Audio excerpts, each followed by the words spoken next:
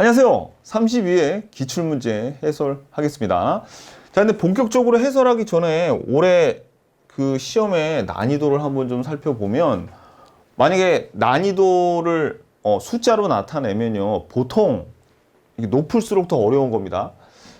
보통 학개론과 민법의 난이도가 합쳐서 한 100이 됩니다. 그러니까 2019년도에서는 학개론 60, 민법 40 난이도가, 그래서 학개론이 좀 더 민법보다 어렵고, 2020년도도 마찬가지예요.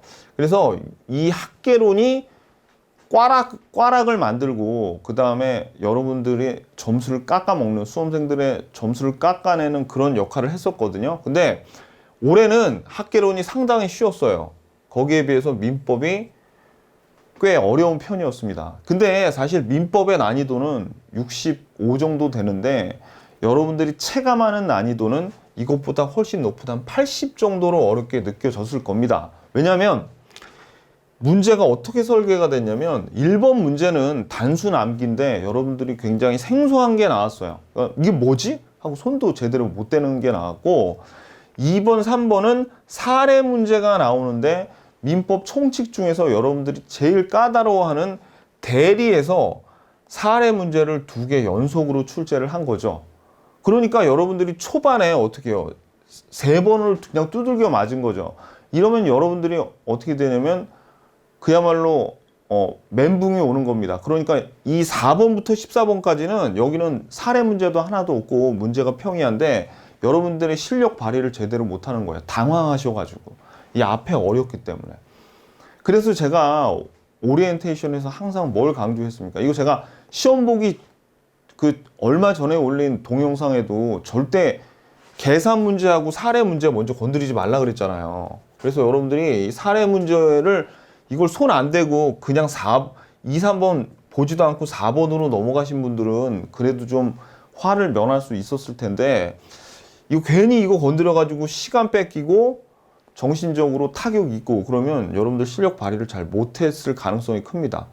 근데 이제 이렇게 설계된 시험의 특징이 뭐냐면, 볼 때는 정말 되게 못 본 것 같은데 막상 시험 끝나고 나면 아마 여러분들이 생각한 것보다는 점수가 좀 나왔을 겁니다. 왜? 당연하죠. 당연해. 왜냐면 이게 초반에 어려운 문제가 나와도 침착해야 돼요. 왜냐면은 침착성만 지키고 있으면 뒤에 쉬운 문제는 마치거든요. 근데 여러분들이 초반에 워낙 어렵게 느꼈기 때문에 시험 전체가 어렵게 느껴진다고요. 그런 건 아닌데. 그러니까 여러분들이 어떤 시험이더라도 처음에 여러분들이 좀 어렵고 힘든 문제에 맞부딪혀도 언젠가는 쉬운 문제 나오겠지 하고 그냥 푸시면 됩니다. 쉬운 문제부터 빨리 풀어서 그러니까 맞춰줘야 돼요. 이해하시겠죠? 오케이. 그래서 올해 민법이 좀 어려운데, 가뜩이나 이 출제위원이 어려운 문제를 초반에 배치시켜가지고 여러분들이 상당히 어렵게 느꼈을 겁니다. 오케이. 자, 기출문제집 304페이지 보겠습니다. 자, 1번. 상대방이 있는 단독행위에 해당하지 않는 거 고르래요. 근데 여러분들 여기서 아는 거 뭐밖에 없어요. 무건대리행위의 추인, 이게 그 상대방이 있는 단독행위라는 거밖에 모르겠죠. 안 중요합니다. 이거 다 틀렸어요. 수험생들 다 틀렸어. 그래서 여러분들이 이거 안 중요하니까 그냥 알 필요 없고 요거 하나만 좀 한번 보고 가자고요. 그냥 재단 법인의 설립행위가 상대방 없는 단독행위라는 거 정도만 한번 보고 가자고요. 선생님, 재단 법인의 설립행위가 뭐고 왜 상대방 없는 단독행위죠? 몰라도 됩니다. 그냥 얘가 이거라는 걸 한번 보고 가시고 끝까지 기억에 남으면 좋은 건데 잊어버려도 괜찮아요. 별로 안 중요한 거예요. 아셨죠? 그 정도만 보고 가자고요. 자, 2번은 복대리에 관한 사례 문제인데요. 자, 일단 요거 한번 좀 보자고요. 우리가 요거 좀 정리를 미리 좀 하고 문제를 풀면 훨씬 쉽게 접근을 하는데, 우리 임의대리인이 복인권이 원칙은 없죠. 이게 그러니까 임의대리인은 복대리인을 선임한 권한이 원칙은 없지만, 본인이 승낙을 하거나 부득이한 사유가 있는 경우에, 그러니까 대리인에게 부득이한 사유가 있거나 본인이 승낙을 하면 복대리인을 선임할 수 있거든요. 근데 여기에서 이 승낙이 묵시적인 승낙이 있는데, 요 예 하나가 우리 그 기본서 90페이지에 요 판례가 나와 있는데 뭐라고 나오냐면, 판례는 대리의 목적인 법률행위의 성질상 대리인 자신에 의한 처리가 필요하지 않은 경우에는 요게 묵시적인 승낙이 있는 것으로 본다라는 이런 판례가 있단 말이에요. 그래서 요게 답으로 됐어요, 이번에는. 근데 이게 사실은 그렇게 중요한 판례가 아니라 가지고 책에 실어는 놨지만 제가 그냥 참고로 보라고 한번 읽고 넘어갔거든요, 수업 시간에. 그래서 사례를 들어드리지 않았는데 이번에 나온 김에 확실히 한번 설명을 좀 드려볼게요. 자, 이게 무슨 얘기냐면 이겁니다. 예를 들어서 여기 A라는 사람이 뭐 한 50억짜리 건물을 갖고 있어요. 근데 갑이라는 사람이 요 건물을 사고 싶단 말이에요. 근데 마침 공인중개사 을이 A라는 사람을 잘 알아. 그러면 이 갑이 을한테 대리권을 주면서 야, 너 A하고 되게 잘 알지? 그러니까 요 건물 좀 나한테 사줘라고 대리권을 임명했어요. 그러면 이 경우에는 누구만 사실 요 건을 성사시킬 수 있어. 그렇죠? 요건 을밖에 안 되잖아요. 을밖에 안 돼. 근데 이 경우는 어때요? 요게 첫 번째 경우고, 두 번째는 요 갑이 자기의 건물이 요게 있는데 요 건물을 5억에 팔아달라고 을한테 대리권을 줬어요.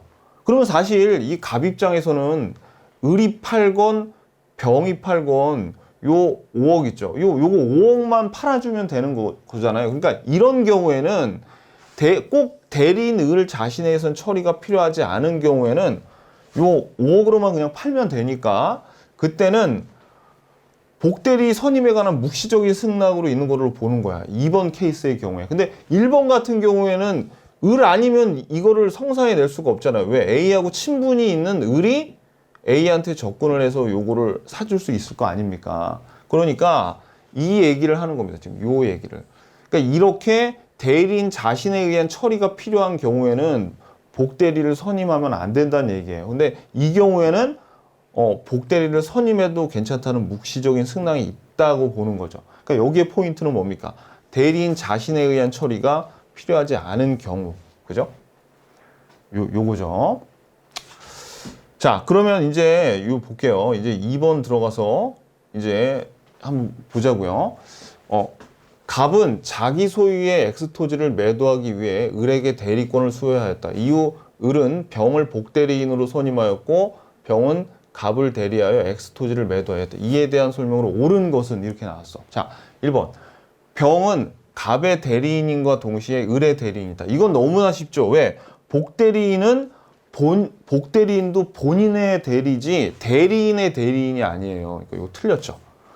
자, 2번. 엑스토지의 매매 계약이 갖는 성질상 을에 대한 처리가, 자, 여기서 포인트는 이거네. 대리인에 대한 처리가 필요하지 않다면 특별한 사정이 없는 한 병의 선임에 관하여 묵시적 승낙이 있는 것으로 보는 것이 타당하다. 지금 옳은 거 찾은 거니까 그냥 2번이 답이네요. 그죠? 근데 만약에 여러분들이 요게 그렇게 중요한 판례가 아니라고 그냥 넘어갔다 하더라도 2번 문제는 좀 맞춰줬어야 됩니다. 왜냐면 잘 몰라. 물음표. 왜냐면 저한테 배우기 전까지는 이거를 지금 몰랐을 수도 있잖아요. 그러니까 3번을 보자고요. 을이 갑의 승낙을 얻어 병을 선임한 경우에 을은 갑에 대하여 그 선임 감독한 책임이 없다가 아니죠. 요 봐봐. 자, 우리 요 본인의 승낙을 얻거나 부득이한 사유로 복대리인을 선임하면 선임 감독의 책임이 있잖아요. 선임 감독의 책임이 있어. 근데 이거 좀 조심하셔야 될 게 본인이 지명을 한 경우에 본인이 복대리인을 지명한 통지나 해임을 계획을 대한 책임만 있어요. 그래서 요거 자 오케이. 그래서 요거는 선임 감독에 대한 책임이 없다니까 이거는 여러분들이 할 줄 알아야죠. 그죠? 그래서 2번은 지금까지 1번은 확실히 틀렸고 2번도 여러분들이 요것도 확실히 틀렸다는 걸 알았어요. 4번. 병을 적법하게 선임한 후 엑스토지 매매 계약 전에 갑이 사망을 한 경우 갑이 사망했대. 그럼 이거 본인 사망이죠. 야, 본인 사망하면 이거 어떻게 됩니까? 대리권이 소멸되죠. 대리권이 소멸되면 뭐도 소멸돼. 그렇죠. 복대리인도 소멸되죠. 이거 대리권의 소멸 사유가 그래서 뭐였어요?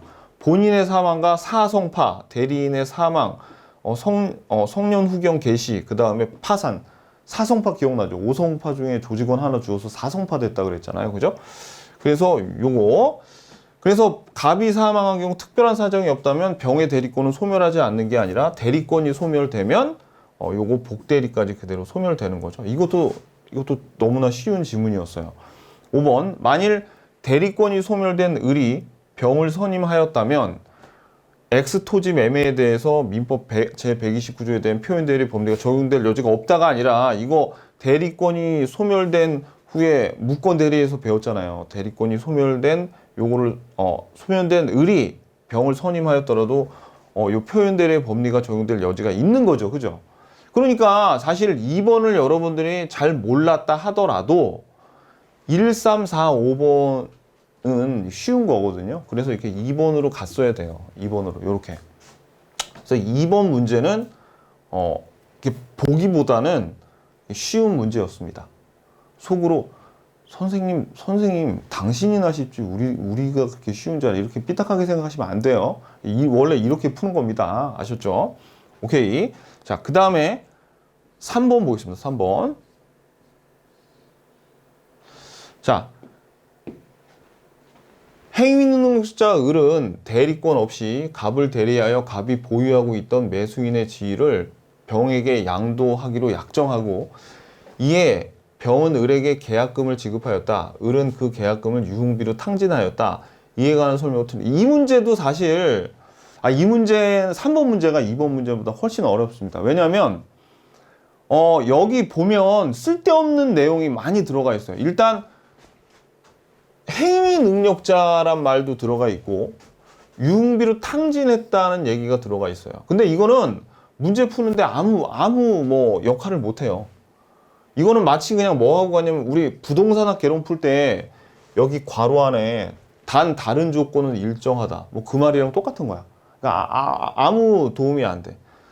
근데 괜히 그냥 행위 능력자하고 요 유흥비로 탕진했다는 거를 준 거예요. 그리고 이것도 그냥 매수인의 지위를 병에게 양도했단 말이 있는데 이거 그냥 매도했다 그 말이랑 똑같아요.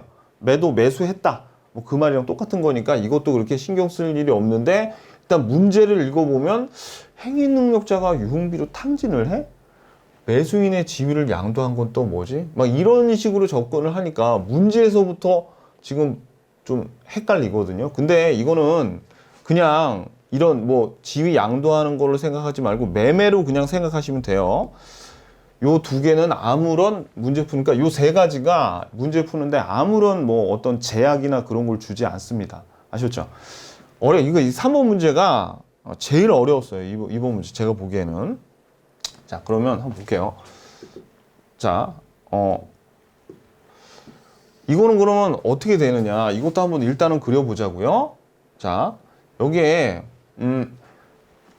을이 대리권 없이 갑을 대리했대죠. 그럼 누가 본인이에요? 요 갑이 본인이고, 그죠? 그 다음에 요 을이 얘가 무권 대리네. 무권 대리, 그죠? 무권 대리. 그 다음에 요 매수인의 지위를 병에게 양도했대요. 병이 양도. 그러면 요게 병이 상대방이야. 상대방. 자, 그래서 이에 병은 을에게 계약금을 지급하였다. 을은 그 계약금을 유흥비로 탕진하였다. 뭐 이렇게 나오는데 그러니까 이 매수인의 지위를 을에게 양도했다는 것은 가령 이 갑이 A로부터 어떤 건물을 돈 주고 사기로 했어요. 그럼 좀 있으면 이 사람이 이거 매수인이 될 거 아닙니까? 이거를 살 수 있는 그 지위를 돈 받고 넘기는 거예요. 분양권 넘기는 거랑 그냥 비슷하다고 보면 돼. 그러니까 하나도 안 중요하다고. 그러니까 뭔가 판 거야. 그냥 건물 판 거라고 생각해도 갑의 동의 없이 건물 판 거야. 이렇게 생각해도 아무 문제가 없다고요. 뭐 매수인의 지위를 양도했다는 게. 그러니까 이게 중요하지 않아. 그러니까 신경 쓰지 마시라고. 자, 그러면 이제 요걸 가지고 한번 우리가 한번 보자고요. 지금 이런 상대방. 자, 그러면 이제 지문을 한번 보면은 매수인의 지위 양도 계약 체결 당시 을의 무권 대리를 모른 병은 몰랐으니까 선이죠. 모른 병은 갑의 추인이 있을 때까지 계약을 철회할 수 있다. 몰랐으니까 우리 상대방이 선일 때만 철회를 할 수 있죠. 그죠? 그러니까 여기에서 무권 대리를 모른 상대방이 추인이 있기 전까지, 그죠? 추인이 있기 전까지 계약을 철회할 수 있다라는 요거만 여러분들이 신경 썼으면 이게 맞는 지문이구나라는 거를 느낄 수 있거든요. 근데 여러분들이 뭐에 신경 쓰면 그러니까 안 된다고. 매수인의 지위 양도계약 체결이란 거는 일반적인 매매하고 뭔가 좀 다른가? 이 뒷문장은 맞는데 앞문장 때문에 틀린 거 마냥. 그러니까 이렇게 생각하시면 안 된다고요. 근데 시험장에서는 생소하니까 자꾸 신경이 쓰일 수밖에 없는데, 그죠? 이게 아무튼 맞는 지문이에요. 그 다음에 2번. 병이 계약을 유효하게 철회하면 무권대리 행위는 확정적으로 무효가 된다. 무효가 되죠. 철회하면 그때부터 확정적 무효가 되는 거죠. 유동적 무효 상태에서 철회하면 확정적 무효가 됩니다. 이것도 맞아요. 3번. 병이 계약을 유효하게 철회했어. 병이 이제 철회를 하면 병은 갑을 상대로 계약금 상당의 부당이득 반환을 청구할 수 있다. 요거 여러분들이 보면은 몰라. 왜? 왜냐면 우리가 유권 대리에서는 얘가 만약에 무권 대리가 아니라 실제로 대리권이 수여됐는데 병이 을한테 돈을 줬죠. 근데 만약에 이 을이 돈을 뭐 횡령을 하고 그랬어도 병이 부당이득을 누구한테 청구하냐면 본인한테, 야, 나 얘한테 돈 줬으니까 네가 임마 나한테 물어줘 하고 부당이득 반환을 누구한테? 본인한테 청구하는 거예요. 유권 대리에서는. 근데 무권 대리에서는 본인한테 하는 게 아니에요. 표현 대리도 아니라고 여기 명시가 돼 있죠. 그러니까 누구한테 하는 거야? 그렇죠. 요거 부당이득 반환을 을한테 하는 겁니다. 무권 대리에서는. 배운 적이 없죠, 이거. 그죠? 배운 적이 없어. 그러니까 여러분들이 모를 거야. 그러니까 우리가 요건 알아야 돼요. 그러니까 이 기회에 사실 이 3번보다 이게 훨씬 중요해. 그냥 일반적인 대리에서는 뭐 뭔가 이 대리인이 잘못해서 손해를 보잖아요. 그럼 이 상대방이 누구한테? 본인한테 부당이득 반환을 청구할 수 있단 말이에요. 응? 그거를 아는 게 훨씬 더 중요해. 요걸 아는 것보다. 근데 무권 대리에서는 누구한테? 부당이득 반환을 을한테 청구할 수 있다는 거예요. 그래서 사실 행위 능력자하고 요 유흥비 탕진한 거 있죠. 이게 행위 무능력자였으면 요거를 부당이득 반환 청구할 때 뭔가 좀 문제가 되거든요. 뭐 현존이익, 실내이익 따져가려 하는데 아니 그게 안 중요하다고 그냥 그런 거 따지지 말라고 행위 능력자라고 그냥 준 거예요. 행위 능력자라고. 자, 아무튼 그래서 요게 부당이득 반환을 갑한테 청구하는 게 아니라 누구한테? 을한테 청구하는 거예요. 그러니까 요거는 유권 대리랑 다르다는 거죠. 부당이득 반환의 상대방이. 그래서 3번이 답인데 여러분들이 몰랐겠죠. 물음표를 하고 넘어갔어야죠. 시험 볼 때는. 4번. 병이 계약을 철회한 경우 갑이 그 철회의 유효를 다투기 위해서는 을에게 대리권이 없음을 병이 알았다는 것에 대해서 증명해야 된다. 그리고 이 4번 지문도 이것도 좀 웃긴 게 병이 계약을 철회했죠. 근데 철회는 누가 할 수 있어요? 이게 상대방이 선이어야만 철회를 할 수 있지 않습니까? 그죠? 근데 이 경우에는 어떤 경우냐면 이런 경우예요. 예컨대 이 방금 요 매수인의 지위의 가치가 한 2억 정도 됐는데 이 무권 대리가 오히려 2억짜리를 얘한테 3억 주고 판 거야. 그러면 이 병이 철회를 하면 오히려 갑은 손해보게 되는 이런 경우가 뭐 있다고 치니까 봐봐요. 갑이 계약을 철회하면 철회를 안 했으면 했는데 얘가 철회를 한 거예요. 그죠? 계약을 철회한 경우 갑이 그 철회의 유효를 다투기. 그러니까 여기서 갑이 그 철회의 유효를 다툰다는 얘기가 뭐예요? 이 철회가 네가 선의가 아니야. 너 철회를 할 수 없는 악의 아니야? 라고 다툰다는 얘기예요. 요게. 그러니까 되게 문장도 되게 어렵게 적어놨어. 다투기 위해서는 을에게 대리권이 없음을 병이 알았다는 것에 대해서 갑이 증명을 해내야 되는 거야. 갑이. 어렵잖아요. 이것도 사실 모른다고 여러분들이. 이거 되게 어려워. 4번 같은 경우에는. 몰라도 됩니다. 요 정도 수준까지는 사실. 틀리라고 낸 문제야, 이 문제. 자, 아무튼 5번 볼게요. 5번. 병의 계약 철회 전에 갑이 사망하고 을이 단독 상속인이 된 경우에 을이 선의 무과실인데 병에게 추인을 거절한 거 신은 이거는 아는 거네. 우리 요거 상속한 다음에 요거 추인 거절은 안 된다 그랬죠. 그죠? 우리가 아는 거는 요 5번이야, 5번. 그래서 이 문제는 여러분들이 1번 봐봐. 1번 지문도 앞에 이런 거 괜히 붙여놔가지고 헷갈리게 만들어놨죠. 그죠? 그리고 그나마 우리가 확실하게 아는 거는 2번하고 5번밖에 없어요. 근데 3번, 4번은 여러분들이 봐도 사실 모르는 지문이야. 그러니까 2개 중에 하나를 찍던가 아니면 3개 중에 하나를 찍어야 되는데 못 맞추죠. 이런 경우에는. 그죠? 그래서 3번 문제는 되게 좀 어려웠습니다. 오케이. 자, 그래서 여러분들이 이 문제에서 좀 얻어갈 거는 뭐 다른 걸 알 게 아니라 유권 대리하고 무권 대리는 이렇게 부당이득 반환 청구할 상대방이 다르구나라는 거를 아는 게 중요해요. 아는 게 요거 하나. 4번은 너무 어렵기 때문에 그냥 여러분들 이해가 혹시 안 가더라도 그냥 넘어가셔도 괜찮습니다. 자, 그 다음에 왜 1번으로 왔지? 자, 그 다음에 4번 볼게요. 4번. 몇 페이지냐면 기출문제 지금 305페이지예요. 자, 의사와 표시가 불일치하는 경우에 관한 설명으로 옳은 것을 고르랍니다. 옳은 거. 자, 1번. 통정 허위 표시에 무효로 대항할 수 없는 제3자에 대해 해당하는지를 판단할 때 파산 관제인은 파산 채권자 일부가 선이라면 선이. 이거 봐. 4번 문제도 사실 그렇게 호락호락한 문제가 아니야. 딱 읽었더니 기분 나쁘게 여러분들 처음 보는 무슨 파산 채권자. 파산 관제인이 여러분들이 우리 뭐 허위 표시에 관한 제3자에 해당한다는 파산 채권자 처음 들었죠. 모르는 거야 이것도. 그럼 물음표 하셔야지. 잘 모르잖아요. 그죠? 자, 2번 보겠습니다. 2번. 비진의 의사표시는 상대방이 표의자가 진의가 아님을 알 수 있을 경우 취소할 수 있다. 이 지문은 쉽지. 왜? 이거 취소가 아니잖아요. 무효잖아, 무효. 그죠? 이런 문제는 우리가 많이 풀어봤으니까 이건 무효고. 3번. 비진의 의사표시는 상대방과 통정이 없었다는 점에서 착오와 구분된다가 아니죠. 그죠? 이게 뭐예요? 비진의 의사표시는 상대방과 통정이 없었다는 점에서 통정 허위 표시와 구별되는 거죠. 그러면 비진의 의사표시하고 착오하고는 어떻게 달라요? 자, 얘네 둘의 차이는 이거잖아요. 진의가 있고, 그죠? 그 다음에 표시가 있을 때 얘네들이 서로 일치하지 않아. 근데 이게 다르다는 것을 알고 한 경우가 비진의 의사표시고 요걸 모르고 한 경우가 착오잖아요. 그죠? 이런 차이점이 있지. 상대방과 통정의 유무는 어떻게 해요? 그렇죠. 상대방과 통정이 없었으면 비진의 의사표시고 있었으면 착오가 아니라 통정의 허위 표시죠. 이 3번도 쉬운 문제. 4번.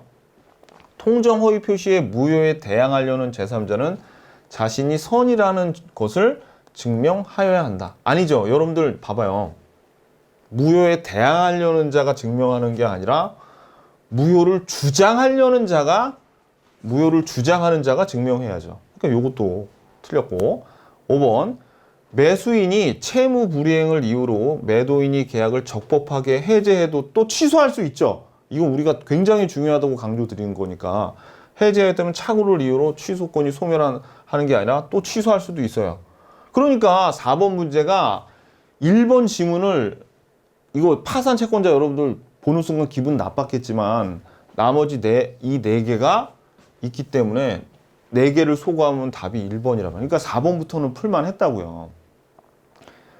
근데 이제 이 1번, 1, 2, 3번까지 뭐 좀 사례 문제도 어렵고 되게 헤맸어. 근데 4번 읽어보니까 파산 채권자도 나오고 이상한 게 나와. 그러면 심리적으로 굉장히 여러분들 흔들린다는 얘기예요. 그러니까 침착하게 다 읽어보시라고. 아셨죠? 1번 지문 몰라도 됩니다. 여러분들. 이게 뭐 해설은 적어놨지만 이런 건 몰라도 돼요. 그냥 요 2, 3, 4, 5번이 틀렸기 때문에 답은 1번이다. 요 정도만 아시면 됩니다. 오케이. 자, 5번. 효력 규정이 아닌 것을, 자, 효력 규정을 고르라는 게 아니라 효력 규정이 아닌 걸 모두 고르래요. 근데 기억의 중간 생략 등기는 요거는 확실하게 단속 규정이잖아요. 그죠? 그러니까 기억이 들어가야 돼. 아닌 거 고르라 그러니까. 그러니까 기억이 들어가야 답이니까 요거 아니면 요겁니다. 그러니까 디귿은 읽어볼 필요도 없지만 요거 공인중개사가 중개보수를 초과한 요 부분은 효력 규정이죠. 그죠? 그래서 니은을 알아야 되는데 이 니은은 사실 요거는 개업 공인중개사가 중개의뢰인과 직접 거래를 하는 행위를 금지하는 규정이라서 요건 우리 중개사법에서 요거는 배웠을 거예요. 그죠? 요건 뭡니까? 임의 규정이에요. 임의 규정. 그래서 답은 뭐가 된다? 4번이 됩니다. 그래서 디귿만 효력 규정이고 기억은 단속 규정, 니은은 임의 규정입니다. 6번 보겠습니다. 부동산 이중매매에 관한 설명으로 틀린 것은 1번 반사회적 법률행위에 해당하는 제2매매계약에 기초하여 제2매수인으로부터 그 부동산을 매수하여 등기한 선의의 제3자는 제2매매계약의 유효를 주장할 수 있다. 여기서 일단 요 반사회적 법률에 해당하는 제2매매계약이라고 했죠. 그러니까 요거는 뭐예요? 적극 가담했다는 얘기예요. 적극 가담도 했고 중도금도 이미 제1매수인이 치른 상태에서 적극 가담해서 제2매매계약이 체결돼서 이제 소유권 이전 등기가 넘어갔다는 얘기가 여기에 다 포함되어 있는 얘기죠. 그럼 요것도 이 제2매수인 뭐 제3자 나오는데 이것도 그림 한 번만 그려보면 요게 틀렸는지 맞았는지 알 수 있어요. 자, 한번 그려보자고요. 요것도 우리가 그려봐야 되는데 자, 가령 여기 A가 있습니다. A가 매도인이에요. 매도인. 그죠? 매도인. 그 다음에 B가 제1 매수인. 제1 매수인.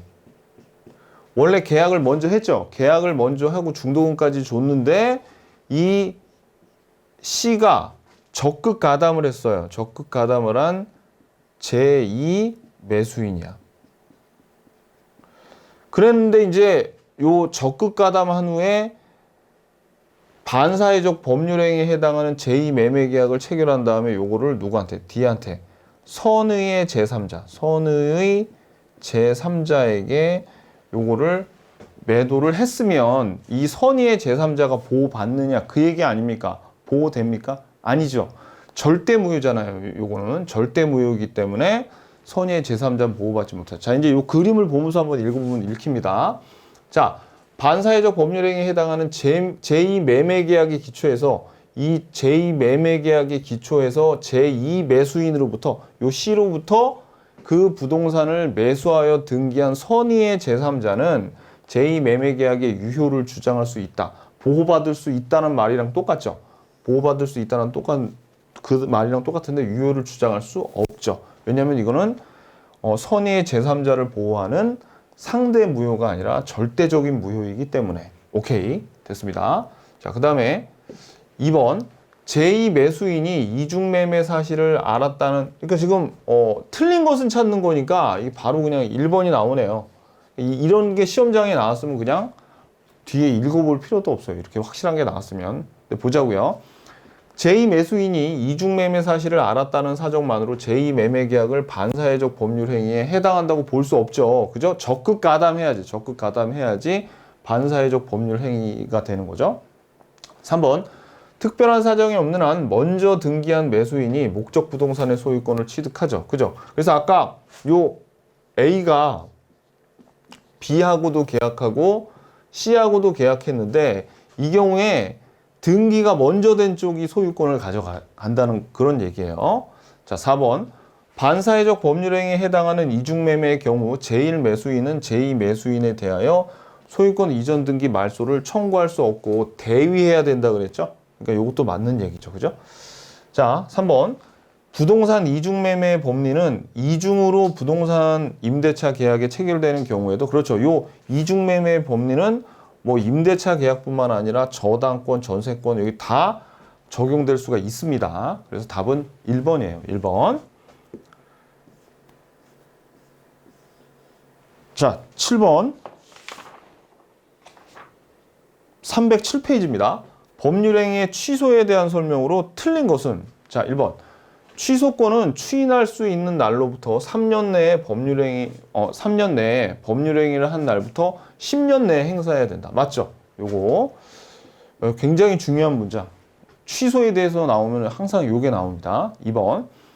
취소할 수 있는 법률행위에 관하여 법정 추인이 되려면 취소권, 자, 법정 추인이 되려면 취소권자가 취소권의 존재를 인식해야 되는 게 아니죠. 임의 추인 같은 경우에는 취소권의 존재를 알아야 되지만 법정 추인은 인식하지 않아도 된다 그랬죠? 그래서 2번이 답이에요. 요것도 쉽죠. 3번. 취소된 법률 행위는 처음부터 무효인 것으로 보고, 그 다음에 취소권은 형성권이죠? 5번. 취소할 수 있는 법률 행위의 상대방이 확정된 경우, 취소는 누구한테 해야 돼요? 그렇죠. 상대방한테 해야지, 상대방한테. 그래서 5번도 맞는 지문이죠. 그래서 답은 2번입니다. 자, 그 다음에 8번. 표현 대리에 대한 설명으로 옳은 것은, 자,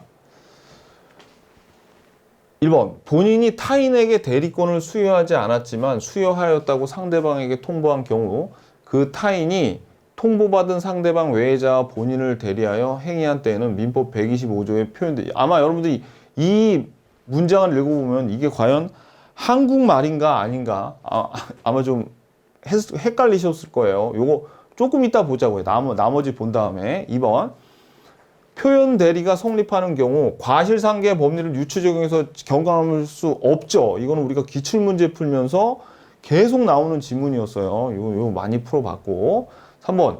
민법 제 129조. 이 소멸한 표현 대리를 기본 대리권으로 하는 민법 제 126조의 표현 대리 성립될 수 없다가 아니라 소멸된 거 가지고도 표현 대리 성립할 수 있죠. 자, 4번. 대리행위가 강행벽구에 위반하는, 그렇죠. 대리행위가 무효라면 표현 대리의 법리가 적용되지 않는다고 했죠. 그러니까 요 답이 4번이네. 4번. 요거. 5번. 유권 대리의 주장 속에 표현 대리의 주장이 포함되어 있지 않죠. 그죠? 요것도 많이 본 지문이에요. 그래서 요 1번을 한번 보자면요. 이게 참 한국말인지 무슨 말인지 누가 누군지를 알아야 돼. 그래야지 이거에 대한 궁금증이 해소가 됩니다. 자, 볼게요. 이 1번이 본인이에요. 그러니까 본인이 A예요. A, 본인이 타인에게 대리권을 수여하지 않았어. 그러니까 만약에 이 B가 타인인데 얘한테 대리권을 수여하지 않았거든요. 그런데 통보는 했어요. 누구한테? 상대방에게. 그런데 A가 C한테 통보를 했대요. 누가? B가 대리인이라고 통보를 했어요. 그러면 C가 상대방이에요. 그래서 지금 누가 나오냐면 본인이 등장하고 요 무권 대리인 타인이 등장하고 그 다음에 상대방 C가 존재해요. 통보한 경우 그 타인이 누구예요? 그 타인이 B가 그 다음에 통보받은 상대방 외자가 나와. 통보받은 상대방 외자니까 누구냐면 D라는 애가 있는데 얘는 길다. 그죠? 그냥 얘 D라고 할게요. D. 통보받은 상대방 외자와 본인을 대리하여 행위할 때 민법 125조의 표현 대리가 적용된다. 이건 그림만 그렸으면 이건 말도 안 된다는 게 금방 드러나는데 보세요. 지금 이 A가 그러니까 본인이 타인 B에게 대리권을 수여하지 않았음에도 불구하고 누구한테 B가 대리권을 수여했다고 통보가 갔어요. C죠. 근데 만약에 이 B가 C하고 어떤 대리 행위를 했으면 표현 대리가 적용이 되겠지만 얘가 상대방이 아닌 통보받은 상대방 아닌 D하고 어떤 대리 행위를 했으면 이게 표현 대리가 적용이 되겠습니까? 당연히 안 되겠죠. 그죠? 이 통보받은 애하고나 표현 대리가 적용되지 통보도 안 받은 놈하고 얘가 본인을 대리해서 요거를 대리했대요. 그럼 당연히 표현 대리는 성립이 안 하겠죠. 그래서 누가 누군지만 알면은 이 문장은 쉽습니다. 그죠? 근데 이걸 읽고 나서 이거를 그리지도 않고 알아낸다는 건 거의 불가능해요. 자, 아무튼 그래서 답은 4번이고요. 자, 그 다음에 308페이지. 자, 법률 행위의 조건과 기한에 관한 설명으로 틀린 거 1번. 법정 조건은 법률 행위의 부관으로서의 조건이 아니죠. 요 법정 조건, 불법 조건 뭐 이런 거는 가장 조건이라 그래서 그냥 조건이란 말은 붙어 있지만 이거는 우리가 얘기하는 그런 조건이 아니라고 했습니다. 그러니까 맞고 2번 조건이 선량한 풍속 기타 사회 질서에 위반한 이런 불법이면 법률 행위도 조건이 불법이면 법률 행위도 무효라 그랬죠. 맞죠? 3번 조건부 법률 행위의 조건이 성취되었을 때 비로소 그 법률에 이거 진짜 제가 조심하라고 몇 번 말씀드렸죠. 이게 성립하는 게 아니라 여기 효력 발생 요령이네요. 효력이 발생한다 그래야지. 효력이 발생한다. 이건 특별 효력 요건이지 성립 요건이 아니에요. 요거. 그래서 요거는 만약에 주의 깊게 그 내용을 알고 계셨으면, 그러니까 기출 문제를 많이 풀어 보셨으면 요것도 쉽게 맞출 수 있는 문제예요. 요 문제. 3번이 틀렸죠. 4번 조건부 법률행위에서는 불정무다. 맞네요. 그죠? 5번 과거의 사실은 법률행위의 부관으로서 조건으로 되지 못하죠. 왜? 왜냐하면 조건은 장래의 사실이지 과거의 사실이 아니기 때문입니다. 그죠? 자, 그래서 답은 3번. 자, 그 다음에 10번 볼게요. 10번. 법률행위의 무효에 대한 설명으로 옳은 거 찾는 겁니다. 옳은 거. 1번. 무효인 법률행위의 추이는 그 무효의 원인이 소멸할 후에 해야 그 효력이 인정되죠. 맞습니다. 이 답이 그냥 바로 나왔는데 옳은 거 찾으니까. 그죠? 근데 무효에서 추인하더라도 이거 소급해서 유효가 아니에요. 새로운 법률행위가 있는 걸로 봐서 추인한 그때부터 이제 효력이 발생하는 거죠. 자, 2번. 무효인 법률행위는 무효임을 안 날부터 3년이 지나면 추인할 수 없다. 이거는 무효가 아니라 어떤 문장이 들어가야 돼요? 그죠? 취소는 취소 원인이 소멸된 날로부터 3년이 지나면 취소할 수 없다라는 그런 문장을 희한하게 이거를 무효라는 말을 막 집어넣어서 짬뽕으로 만들어낸 거예요. 그죠? 요 틀렸고. 3번.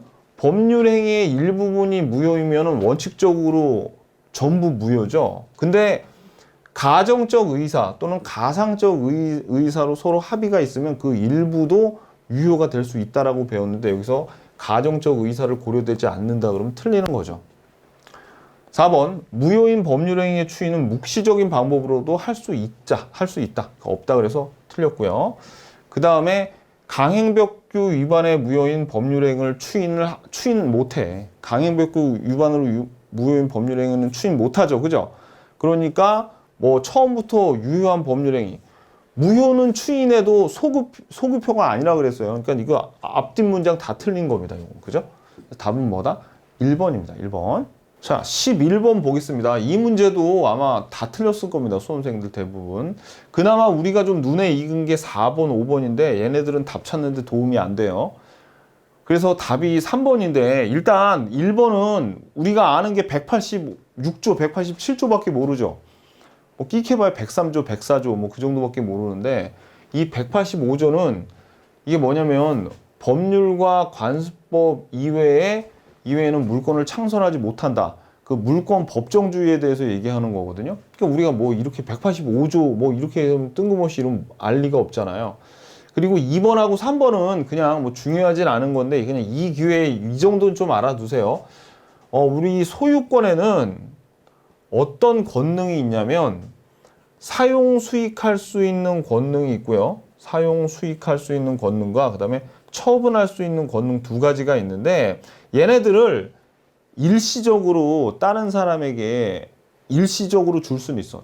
가령 처분할 수 있는 권능을 일시적으로 주는 게 뭐예요? 저당권 같은 거 그런 건 있는데 이런 권능들을 모든 사람에게 영원히 포기한 소유권은 존재하지 않는단 말이에요. 이 두 개를 다 갖고 있어야 된다고요.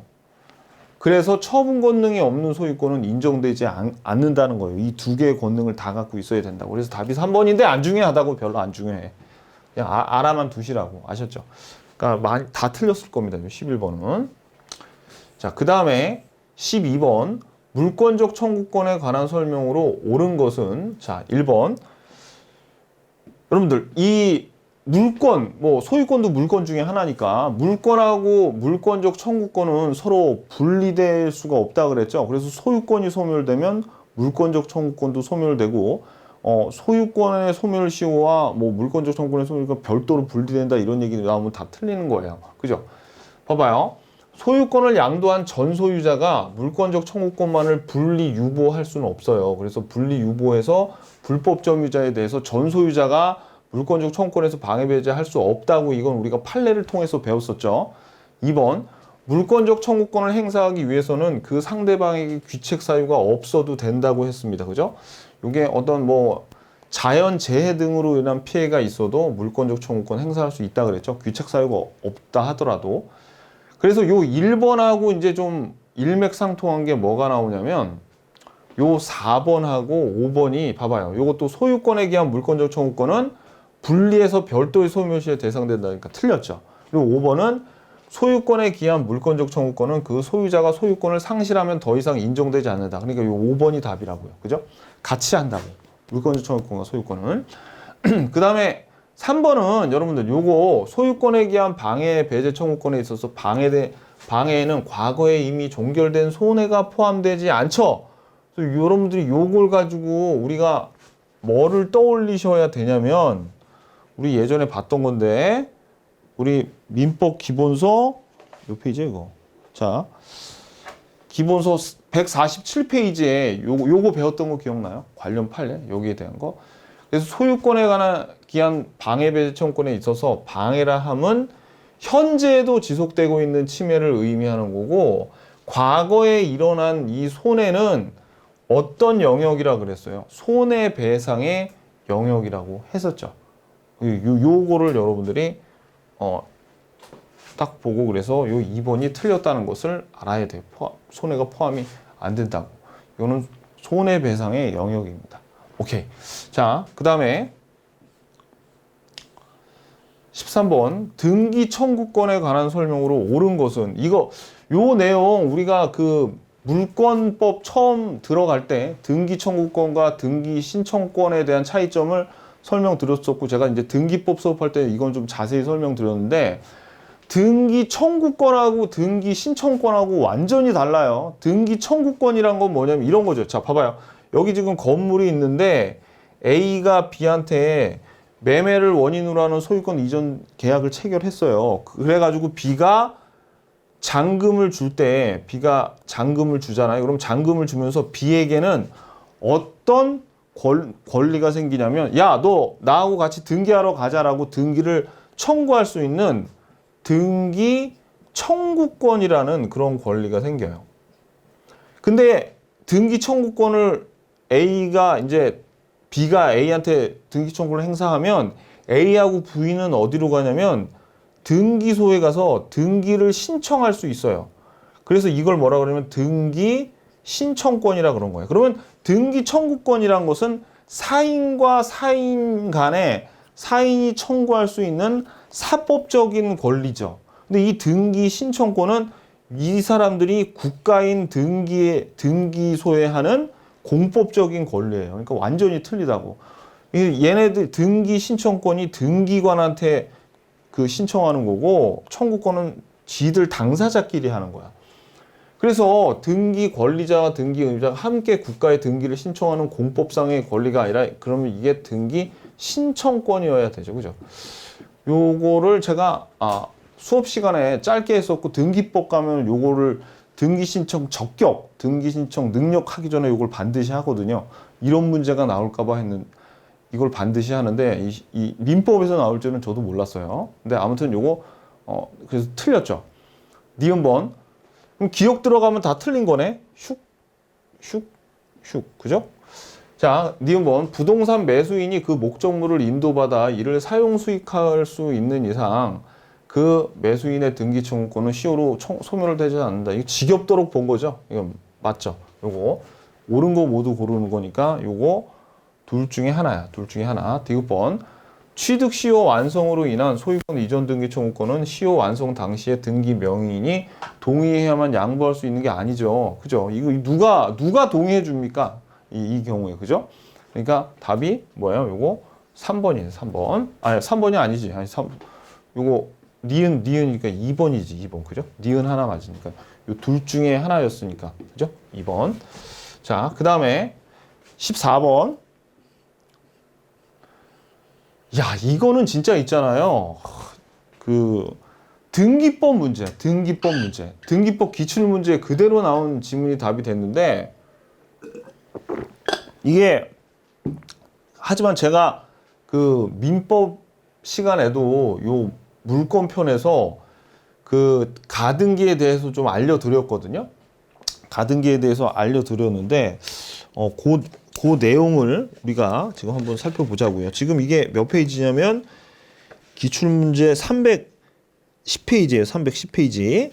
자, 그러면 1번에 가등기된 소유권 이전 청구권은 가등기에 대한 부기등기의 방법으로 타인에게 양도될 수 있다. 이게 전형적인 그 등기법에서 제가 주등기, 부기등기 항상 강조할 때 가등기의 이전은 부기등기로 된다 그랬죠. 그죠? 그러니까 요거 맞아요.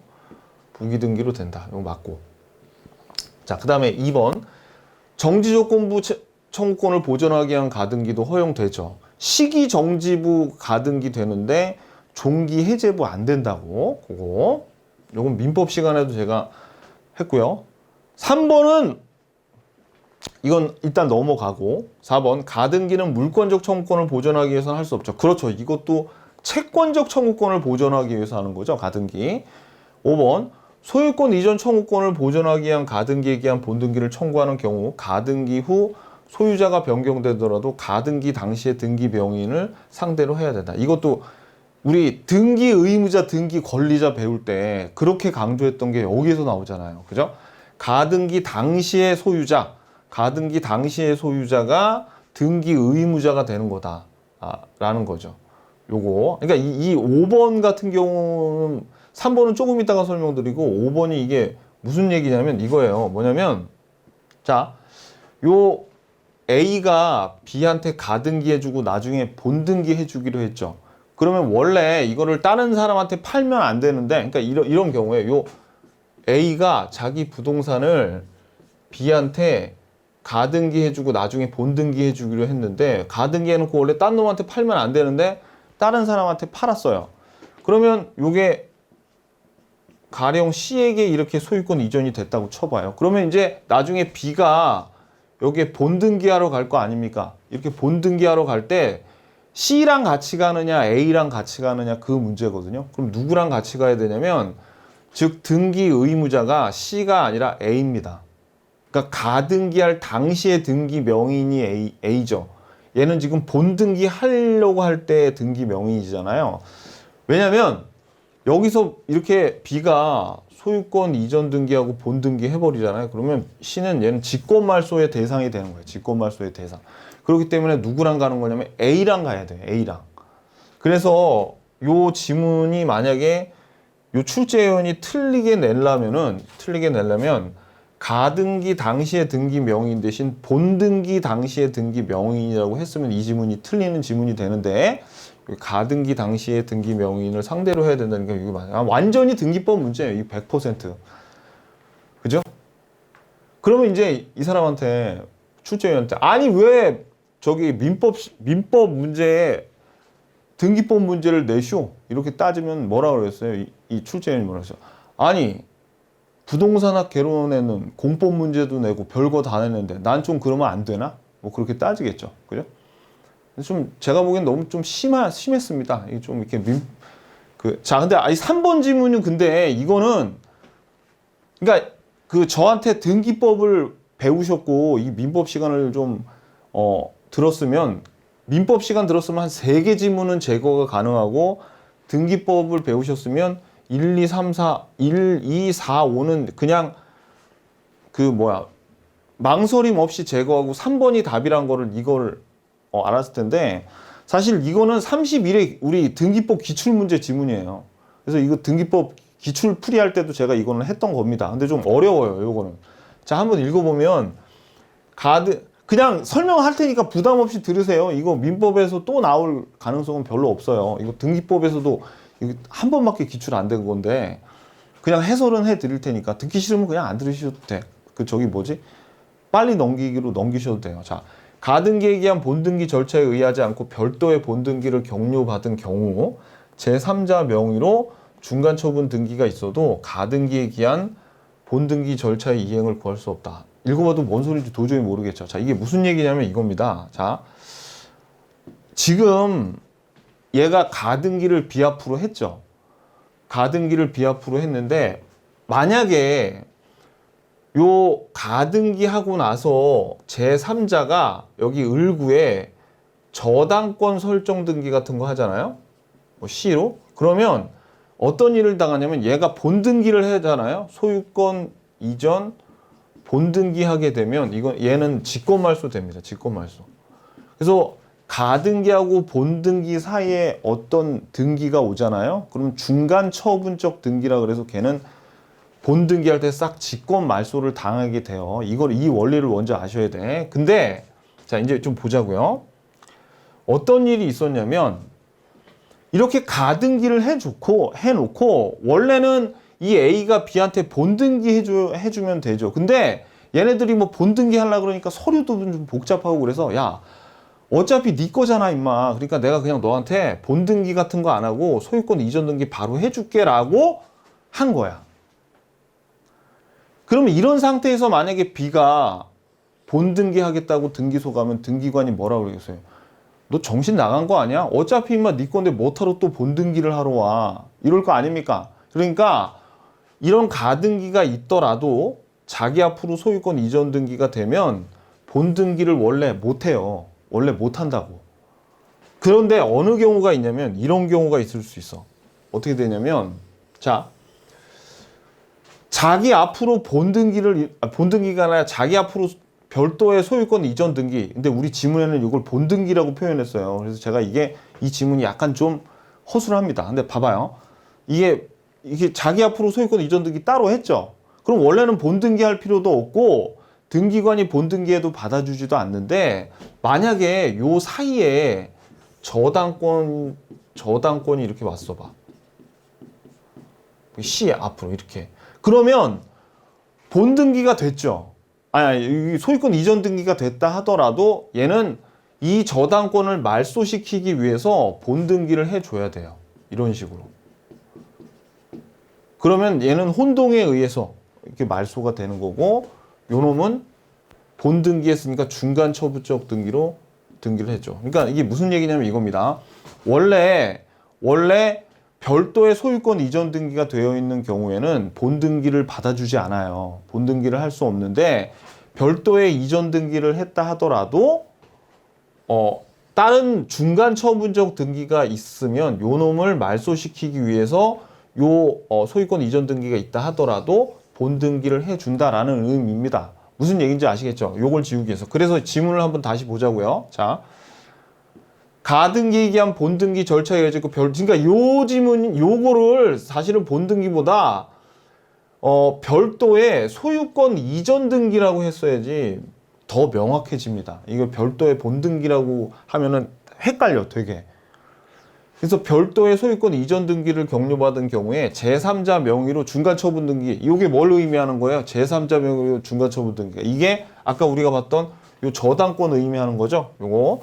그래서 있어도 가등기에 기한 본등기 절차 이행을 구할 수 없다가 아니라 있으면 가등기에 기한 본등기 절차 이행을 구할 수 있다 그래야지 맞는 지문이 돼요.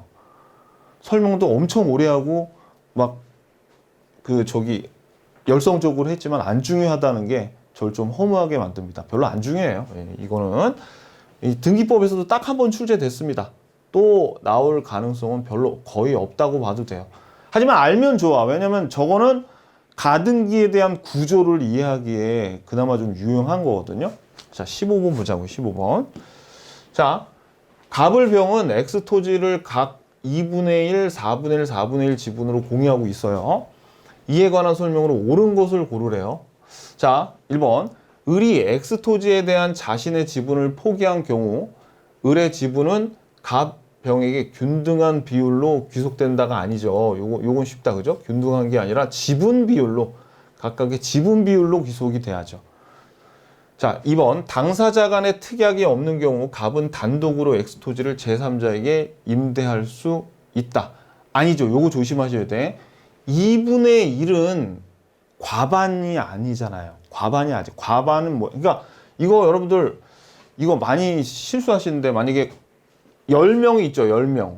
10명이 있을 때 과반 투표라고 했을 때 5명이 찬성하면 이거 과반수 넘은 거 아니에요?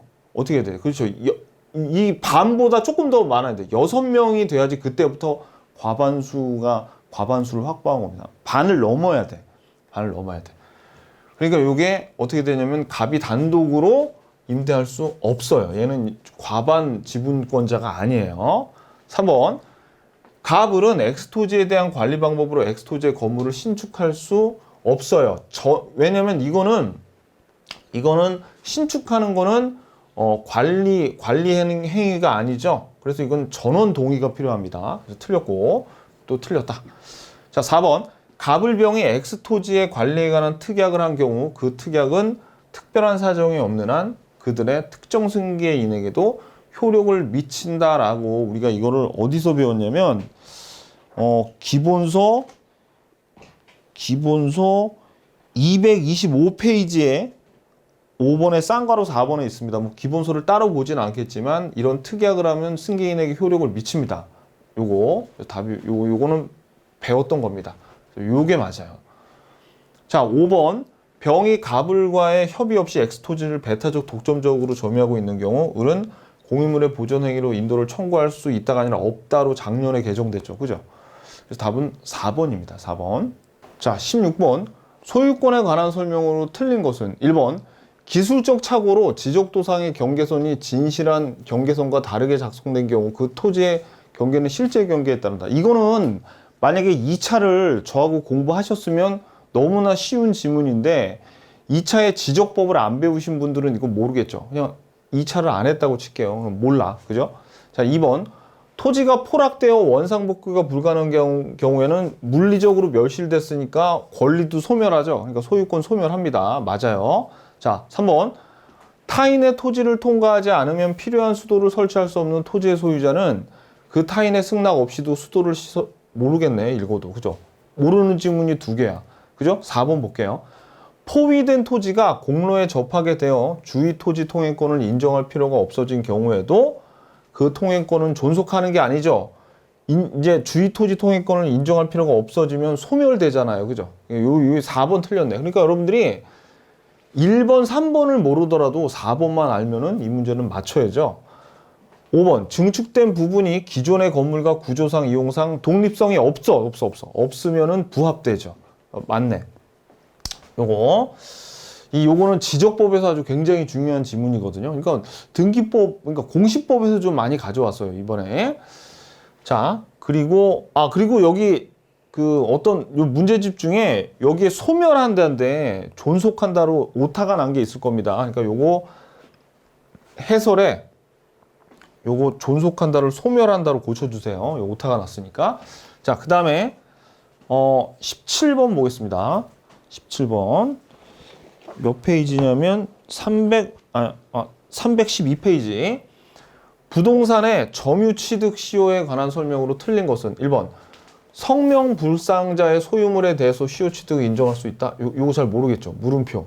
왜냐면 우리가 뭘 배웠냐면 시효취득의 대상이 되는 게 뭐 공유 지분도 되고 심지어 자기 부동산도 되고 여기에 있는 국가 재산 중에서도 일반 재산이 된 경우 시효취득의 대상이 되는 건 배웠는데 1번은 우리가 안 배웠단 말이에요. 그러니까 물음표를 해보자고요. 자, 3번.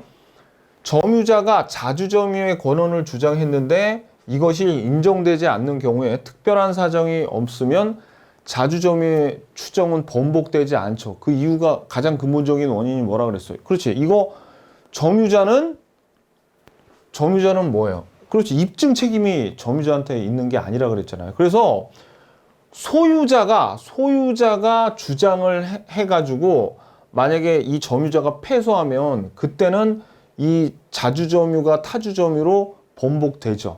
그죠? 근데 이 점유자가 괜히 지가 입증 책임도 없는데 괜히 지가 나서가지고 인정되지 않는다 하더라도 요거는 번복되지 않는다 그랬어요. 그래서 우리 소악판타 기억나요? 소악판타? 자, 우리 한번 기본서 볼까요? 여기 기본서 몇 페이지냐면, 자, 기본서 몇 페이지냐면, 요거 180페이지. 점유자가 패소한 경우, 자, 이거 봐봐요. 진정한 소유자가 점유자를 상대로 소송하여 점유자가 패소했을 때, 진정한 소유자가 점유자를 상대를 해가지고 점유자가 패소한 경우에, 점유자는 소유자에 대해서 등기말소 또는 명도 등의 의무를 부담하게 돼서 소재기 시부터 악의, 그죠? 선의와 악의는 소재기 시부터고, 그 다음에 타주 점유로 바뀌는 거는 패소 판결 확정 후부터. 소악 판타 기억나죠? 그런데 이번에는 점유자가 소유자를 상대로 소송한 거예요. 점유자가 괜히 지가 나서가지고. 그런 경우에 토지 소유자가 소유자를 상대로 토지 점유자가 소유자를 상대로 소를 제기했다 패소하더라도 어떻게 타주 점유로 전환되는 게 아니라니까요. 입증 책임이 얘가 없잖아, 그죠? 오케이, 기억나시죠? 요거 요거를 알고 계셔야 돼. 자, 그래서 요 내용. 그래서 방금 전에 요 3번 누가 한 거예요? 누가 했어? 즉 점유자가 괜히 지가 주장하다가 인정되지 않는다 그래도 요 자주점유의 추정 번복된다 안 된다. 그죠? 방금 봤죠? 그래서 답이 3번이에요. 3번. 번복되는 게 아니죠. 자, 4번.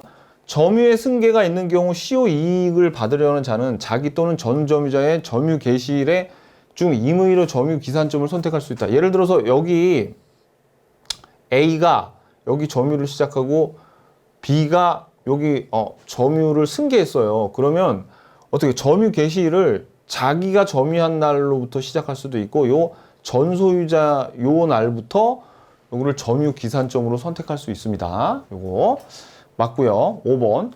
취득 시효 완성 후 소유권 이전 등기를 마치지 않은 시효 완성자는 소유자에 대해서 취득 시효 기간 중 점유로 발생한 부당이득 반환 의무가 없다고 했죠. 이건 굉장히 기본적인 내용입니다. 취득 시효에서. 그래서 답은 3번이죠. 3번. 자, 18번. 점유권에 관한 설명으로 틀린 것을 골라라. 틀린 거. 1번. 특별한 사정이 없는 한 건물의 부지가 된 토지는 그 건물의 소유자가 점유하는 것으로 보아야 한다. 그렇죠. 요 건물 소유자가 점유한 것으로 보아야 된다. 요 맞고. 자, 2번. 전후 양시점의 점유자가 다른 경우 점유 승계가 증명되면 점유의 계속은 추정된다. 이건 뭐예요?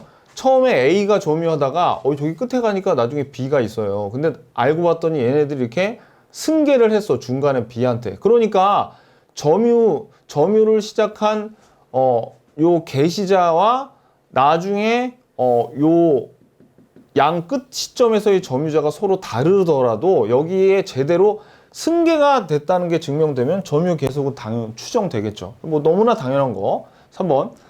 적법하게 과실을 취득한 선의의 점유자는 회복자에게 통상의 필요비의 상환을 청구하지 못하죠. 여기 적법하게 과실을 취득했으니까.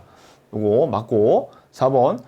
점유자가 상대방의 사기에 의해서 물건을 인도한 경우 점유 침탈을 이유로 한 점유물 반환 청구는 발생하지 않죠. 사기는 침탈을 당해야 되는데 사기로 인도하면은 반환 청구권 발생하지 않는다고 했습니다. 이것도 우리가 굉장히 오래 봤고.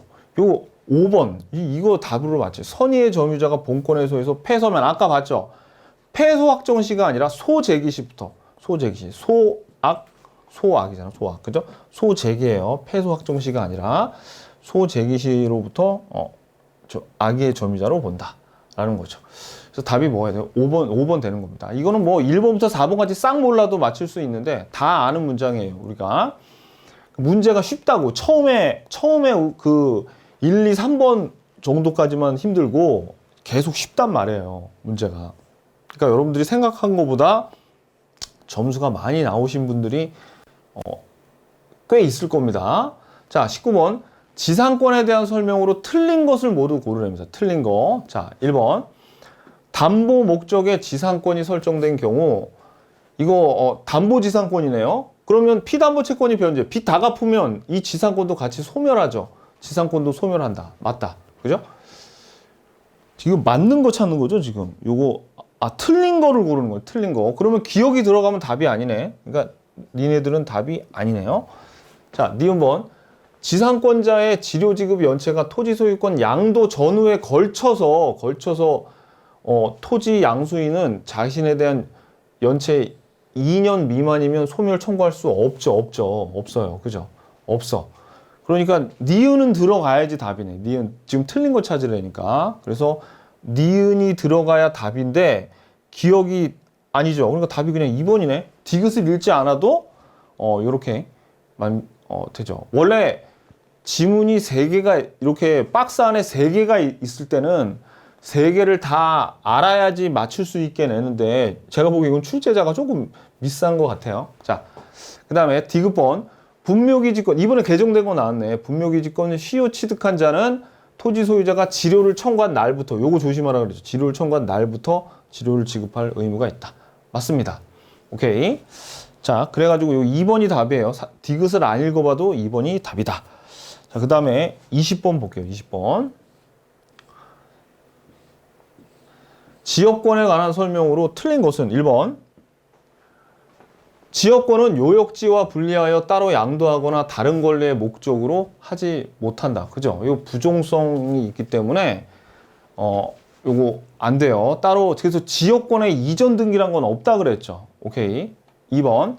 한 필 토지의 일부에는 지역권을 설정할 수 없는 게 아니라 이거 요전 승부 아닙니까? 제가 요전 승부에서 나온다 그랬잖아요. 그래서 지역권을 설정할 수 없는 게 아니라 승역지 토지의 일부에는 설정할 수 있다라는 겁니다. 근데 만약에 표현을 어떤 부동산 또는 어떤 토지를 위하여 존재하는 지역권이 전부라 그러면 틀려요. 왜? 그거는 요역지를 의미하는 거니까. 조심. 자, 3번. 요역지의 공유자 중 1위는 지역권을 취득한 경우 요역지의 다른 공유자도 지역권을 취득하고. 맞고. 4번.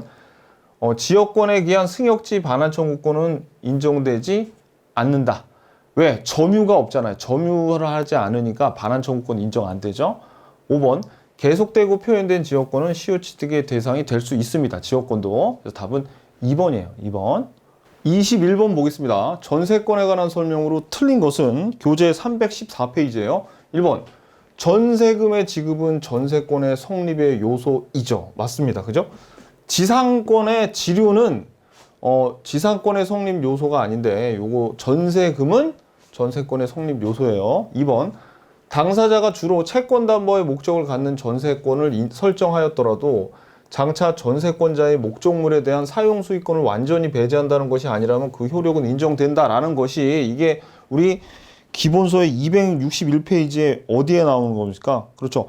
목적 부동산의 인도는 전세권의 요건이 아니다. 그거 261페이지라 그랬어요. 거기 가서 다시 한번 보시고 요거. 그래서 효력이 인정된다. 그래서 요것도 맞죠. 자, 3번. 건물 전세권이 법정 갱신된 경우에는 전세권자는 법정 이 말 들어가면 등기 없이도 제3자에게 대항할 수 있어요. 그러니까 주장할 수 있고, 그죠? 근데 처분할 때는 등기가 되어 있어야 되죠. 그러니까 맞죠. 요거. 자, 4번. 전세권의 존속기간 중에 전세 목적물의 소유권이 양도되면 그 양수인이 전세권 설정자의 지위를 승계한다. 우리가 이거는 연습을 되게 많이 했는데 여러분들이 아무튼 이런 거 나오면 그려봐야 돼. 사람이 누가 누군지를 알아야 돼요. 이게 무슨 얘기예요? 지금 여기 A가 B한테 전세권 설정해줬죠? 전세권을 설정해주고 B가 전세권자고, 그죠? A가 전세권 설정자 아닙니까? 그러면서 이 전세권 설정자가 소유자였죠? 그런데 전세권의 존속 기간 중에 전세 목적물, 가령 이게 건물이라면 이 건물의 소유권이 양도가 됐대요. 가령 C한테 양도가 되면 얘를 뭐라고 불러요? 양수인이라고 부르죠? 이 양수인이 전세권 설정자, 즉 전소유자의 지위를 승계한다. 지위를 승계한다는 말에는 뭐가 포함이 되어 있습니까? 나중에 얘 이사 갈 때 전세금 빼줘야 된다고요. 쉽게 얘기해서 그 말입니다. 오케이, 맞고요. 5번. 건물의 일부에 대한 전세에서 전세권 설정자가 전세금 반환을 지체하는 경우 전세권자는 전세권에 대하여 전부에 대해서 경매 청구할 수 없다고. 이거 진짜 강조 많이 들었죠. 그죠? 이거 딱 보고 뭐 1번부터 4번까지 여기도 뭐 어려운 지문은 없지만 5번 지문 딱 보면 그냥 이거 틀렸구나 하고 바로 5번 딱 나와야 돼요.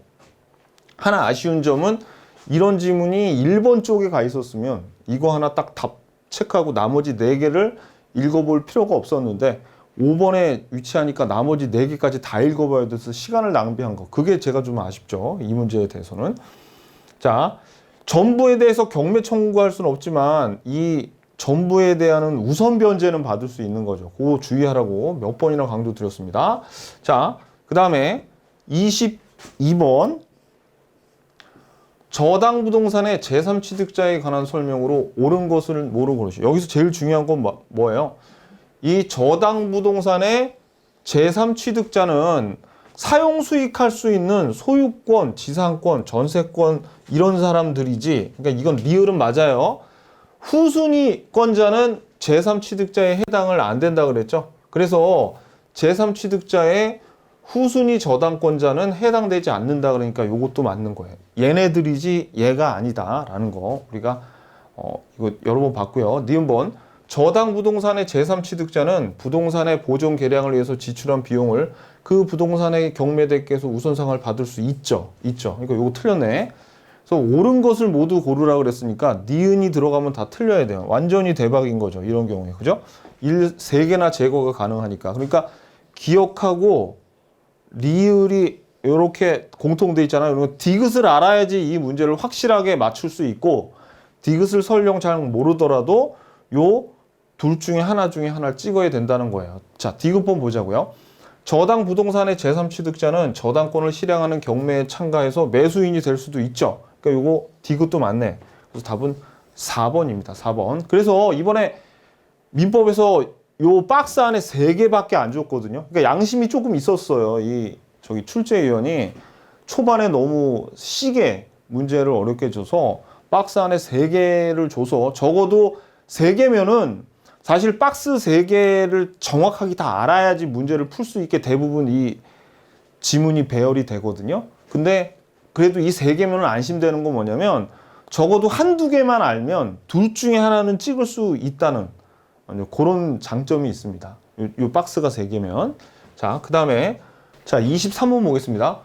저당권의 효력이 미치는 목적물의 범위에 대한 설명으로 틀린 것은 1번 당사자는 설정 계약으로 저당권의 효력이 종물에 미치지 않는 것으로 정할 수 있다.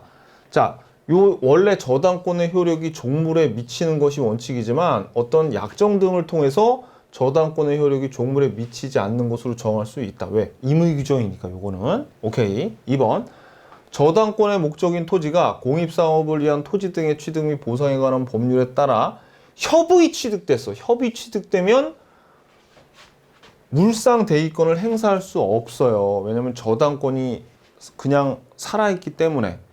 근데 이제 강제 수용, 재결로 수용된 경우에는 그때는 저당권이 소멸돼서 물상 대위권을 행사할 수 있죠. 요거 협의 요게 포인트입니다. 3번은 너무너무 중요하니까 이따가 너무 중요해서 여러분들이 다 알겠지만 한번 써서 한번 보기로 하고 4번 저당 목적물의 변형물인 금전에 대해서 이미 제3자가 압류를 한 경우 저당권자는 물상대위권을 행사할 수 없다가 아니라 요거 행사할 수 있다죠. 행사할 수 있다. 자, 이게 무슨 뜻이냐면 원래 요 저당권자가 물상대위권을 저당 목적물의 변형물인 금전에다 행사하려면 원래는 이 저당권자가 압류를 해야지 요걸 뺏어올 수 있어요. 그러니까 채무자가 요걸 가져가기 전에 압류를 해야지 요걸 가져올 수 있는데 그런데 꼭 이 압류는 본인이 아니라 제3자가 압류를 하더라도 물상대위를 행사할 수 있다고요. 그러니까 이게 맞으려면 요 금전에 대해서 이미 본인이 아니라 그러니까 저당권자가 아니라 제3자가 압류한 경우라도 물상대위권을 행사할 수 있다 그래야 됩니다. 근데 요거 해설에 아마 여기 없다로 나온 오타가 나 있는 게 있을 거예요. 그럼 요거 있다로 고쳐주시고 자, 그 다음에 5번에 저당 부동산에 대한 압류 이후에 저당권 설정자의 저당 부동산에 관한 차임 채권에도 저당권의 효력이 미치다. 자, 저당 부동산에 압류를 하면 그 다음에 과실에도 저당권의 효력이 미치죠. 차임 채권이 과실이잖아요. 그죠? 그러니까 효력이 미친다. 맞습니다. 자, 근데 이제 제일 중요한 요 2번 한번 볼까요? 아니, 2번이 아니라 요 3번 볼까요? 3번. 건물 소유를 목적으로 토지를 임차한 자가 그 토지 위에 소유하는 건물의 저당권을 설정한 경우 건물 소유를 목적으로 한 토지 임차권에도 저당권의 효력이 미친다. 정말 우리 이거 수도 없이 받고 거의 매년마다 출제된다고 해도 과언이 아닌 문장인데 한번 써볼게요. 요거는 혹시나 이 해설 강의를 처음 듣는 분이 계실까봐 한번, 또는 그렇게 중요하다고 말씀드렸는데도 불구하고 망각하신 분이 있을까봐 제가 써드리면, 여기 토지가 X 토지가 있는데 요게 만약에 갑소유의 X 토지라고 쳐봐요. 그러면 등기가 어떻게 돼 있을 거냐면 이렇게 갑 앞으로 소유권이 갑으로 돼 있겠지. 갑구에, 그죠? 근데 을이 요 X 토지를 임차해서 Y 건물을 지으려고 합니다. 그러면 건물을 지으려고 여기 토지에다가 임차권을 설정했으니까 을구에 이렇게 임차권이라고 을 앞으로 토지 임차권이 등기가 돼 있죠. 근데 이 을이 건물을 지었는데 건물도 부동산이니까 건물도 따로 등기가 있을 겁니다. 그죠? 그럼 갑구에 소유권자가 을로 돼 있어요. 그런 다음에 이 을이 요 건물을 담보 삼아 가지고 저당권을 설정하잖아요. 그래서 이렇게 저당권을 설정하게 되면은 이 저당권이 어디에도 미친다는 얘기예요? 요 임차권, 토지 임차권에까지 미친다는 얘기예요. 자, 한번 볼게요. 건물 소유를 목적으로 토지를 임차한 자가 을이죠, 을. 그죠? 을이 그 토지 위에 소유하는 건물의 저당권을 설정한 경우 건물 소유를 목적으로 한 토지의 임차권에도 저당권의 효력이 미친다. 오케이. 됐죠? 자, 그래서 요게 답이 4번입니다. 4번. 자, 24번, 25번은 이게 되게 쉬워요. 자, 유치권 성립이랑 결령 관계가 인정되는 경우를 모두 고르래요. 자, 우리 요 건물하고 권리금, 보증금은 결령 관계가 없죠. 어떤 거? 결령 관계가 인정되는 거는 임대차에서 비용 상환 청구권이 인정이 되죠. 그래서 얘네 둘 다 아니에요. 둘 다 아니야. 그죠? 그리고 가축이 타인의 농작물을 먹어 발생한 손해가, 그러면 봐봐. 기억 니은이 아니니까 인정되는 경우를 모두 고르라니까 기억하고 니은 들어가면 다 틀리죠. 그러니까 답이 뭐야? 그냥 3번이에요. 이 디귿 모르더라도. 근데 이거는 제가 이 디귿은 가축을 잡아다가 그 가축으로 유치권을 주장할 수 있냐? 할 수 있다 그랬죠. 이거 제가 싸움에 관한 예를 개한테 물렸을 때 그 예를 들어드렸어요. 이론 강의 때. 그래가지고 요것도 맞아요. 근데 이거 모르더라도 요거 두 개만 아니라는 걸 알면 되잖아요. 이거 엄청 강조했던 건데, 그죠? 답은 3번입니다. 자, 25번. 동시이행 관계에 있는 것을 모두 고르래요. 자, 요것도 아주 쉬운 문제죠. 자, 매매 계약이 체결된 후에 매도인의 소유권 이전 등기 의무와 잔금 지급 의무. 이거 동시이행 관계죠. 그죠? 동시이행 관계. 기억이 들어가야 돼. 그러면 완전 대박인데요. 요 둘 중에 하나가 답이네. 그러면 디귿을 몰라도 찾을 수 있다는 얘기네요. 디귿을 안 읽어도 찾을 수 있다는 얘기예요. 그죠? 자, 임대차 종료 시 임차 보증금 반환 의무와 임차물 반환 의무. 너무 쉽죠. 그죠? 요것도 동시이행 관계잖아. 그러니까 답이 4번이네. 그냥 4번. 디귿은 토지거래 허가 신청 절차하고 매매대금 지급 중에서는 요게 선행 의무죠. 토지거래 허가 신청 절차가. 그래서 답은 4번입니다. 4번. 자, 26번 제3자를 위한 계약. 요거는 PPT에서 좀 보면은 요게 우리 기본서 340페이지에 나온 요 그림이죠. 자, 1번 볼게요. 지금 틀린 거 찾는 거예요.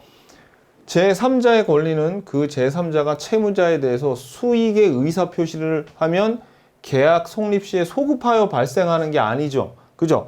요 제3자의 권리가 확정되는 거지. 권리가 확정되는 거지. 소급하여 발생한다 그러면 틀려요. 그러니까 틀린 거 찾으니까 쉽게 찾았네. 답이 1번이네요. 그죠?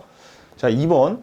제3자는 채무자의 채무 불이행을 이유로 그 계약을 해지할 수 없죠. 요 수익자가 얘가 돈 안 줬다고 요 계약을 해지할 수 없어요. 너무나 당연한 거죠. 그죠? 기본관계에 영향을 미치지 않아요. 요 수익관계는 기본관계에 영향을 미치지 않는다. 자, 3번. 채무자에게 수익의 의사표시를 한 제3자는 채무자에게 그 채무 이행을 직접 청구할 수 있다. 뭐냐면 채무자가 수익의 의사 표시를 하잖아요. 그러면 요 채무자한테 야, 돈 내놔라고 할 수 있다는 얘기예요. 직접 청구할 수 있다. 맞고요. 그 다음에 4번. 채무자는 상당한 기간을 정해서 계약 이익의 향수 여부를 확답을 제3자에게 요 채무자가 수익자한테 야, 너 나한테 돈 이거 받을 거야 안 받을 거야 라고 독촉할 수 있어요. 독촉할 수 있는데, 최고할 수 있는데, 그런데 만약에 얘가 요 뒷얘기가 사실은 더 중요한데, 그죠? 만약에 아무 말도 없다 그러면 거절한 것으로 본다 이래야지 맞지, 승낙한 것으로 본다 그러면 틀리죠. 그거까지 기억하셔야 돼. 5번 채무자와 인수인의 계약으로 체결되는 병정적 채무 인수는 제3자를 위한 계약으로 볼 수 있다. 그죠? 요거 면책적 채무 인수는 제3자를 위한 계약으로 볼 수 없다고, 요거 설명을 이론 강의 시간에 드렸는데 그냥 외우는 게 속 편하다 그랬죠. 아마 여러분들 이거 기억이 좀 까마득할 거예요. 자, 오케이. 그래서 26번은 답이 1번으로 쉽게 찾아지죠. 자, 그 다음에 27번. 합의 해제에 대한 설명으로 틀린 것은 1번. 부동산 매매 계약이 합의 해제된 경우 다른 약정이 없는 한 매도인은 수령한 대금에 이자를 붙여서 반환할 필요가 없다. 너무나 자주 출제되는 지문이죠. 2번. 당사자 쌍방은 자기 채무의 이행 제공 없이 합의에 의해서 계약을 해제할 수 있다. 이것도 합의 해제 나오면 채무의 이행 제공 없이, 이게 포인트예요.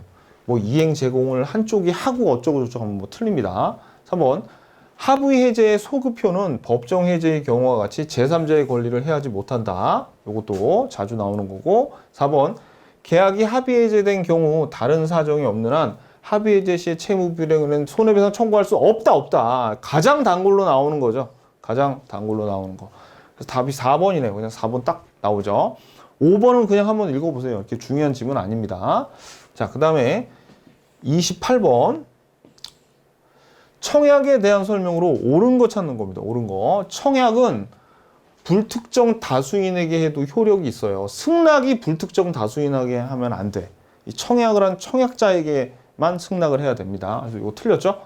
자, 2번. 청약이 상대방에게 도달하여 그 효력이 발생하더라도 청약자는 이를 처리할 수 없죠. 일단 도달해서 도달을 하면 처리할 수 없어요. 도달하기 전까지 처리해야 돼. 그죠? 3번. 당사자 간의 동일한 내용의 청약이 상호 교차된 경우에 양 청약이 상대방의 발송이 아니라 양 청약이 도달될 때 계약이 성립하죠. 이거 틀렸고. 교차 청약이죠. 이거. 교차 청약. 4번. 계약 내용이 제시되지 않은 광고는 청약에 해당하는 게 아니라 청약의 유인에 해당되고, 그죠? 그 다음에 하도급 계약을 체결하려는 교섭당 견적서를 제출하는 거는 청약의 유인에 해당합니다. 그래서 답은 5번이죠. 5번. 자, 그 다음에 29번이 그동안 잠자고 있던 뭐를 깨웠어요. 그래서 잠자고 있던 약관을 깨웠는데 아마 다 틀렸을 겁니다. 제 기본서에는 이거 한 글자도 안 들어가 있어요. 그래서 뭐 볼 필요도 없고, 이게 지금 15년 만인가 나왔는데 그냥 답이 5번이래요. 보지 마세요, 그냥. 자, 그 다음에 요 30번 매도인의 담보 책임이죠. 이거는 표 하나만 보면 끝나는 거죠. 그죠? 우리 표, 어떤 표? 요게 몇 페이지에 있냐면 우리 기본서 373페이지.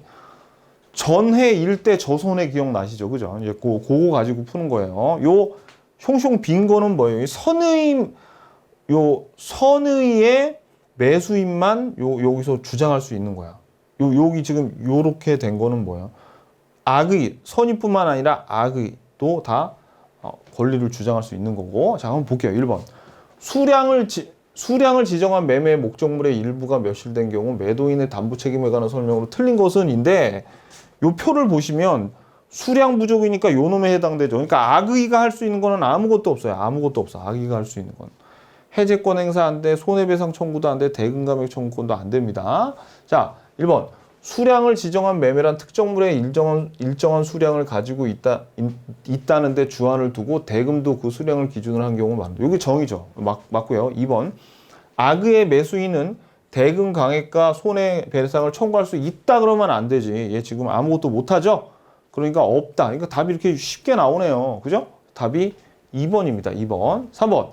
선의의 매수인은 멸실될 부분의 비율로 대금 감액을 청구할 수 있다. 선의의 매수인, 선의는 다 할 수 있어. 선의는 다 할 수 있어. 그러니까 요거 맞죠? 그죠? 자, 그 다음에 자 4번 잔존한 부분만이면 매수하지 아니었을 때는 선의의 매수인은 계약 전부를 선의는 해제도 가능해. 해제도 가능해요. 그죠? 여기 좀 지우고 선의는 요거 해제도 가능하다. 해제 가능. 맞고 선의의 매수인은 일부 멸실의 사실을 안날부터 그죠? 1년 내 선의니까 안날이죠. 1년 내에 매도인의 담보증이든 매수인의 권리 행사해야 한다. 안날부터 1년. 인간의 길을 제가 포기하게 외우게 만든 방법이 있습니다. 이론 수업 가보면. 이거는 절대 여러분들이 잊어먹으시면 제가 정말 서운하죠. 그죠? 답은 그냥 쉽게 2번 요 표 하나만 암기하고 있으면 그냥 쉽게 맞출 수 있습니다. 답은 2번. 31번 보겠습니다. 갑은 자기 소유의 엑스토지를 3억 원의 을에게 매도하면서 이게 뭐예요?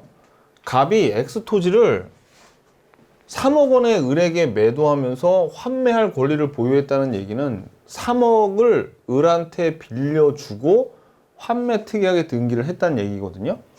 자, 그래서 요거를 을이 엑스토지에 대한 소유권 이전 등기를 마쳤대요. 자, 이거를 여러분들이 좀 한번 보셔야 되는데,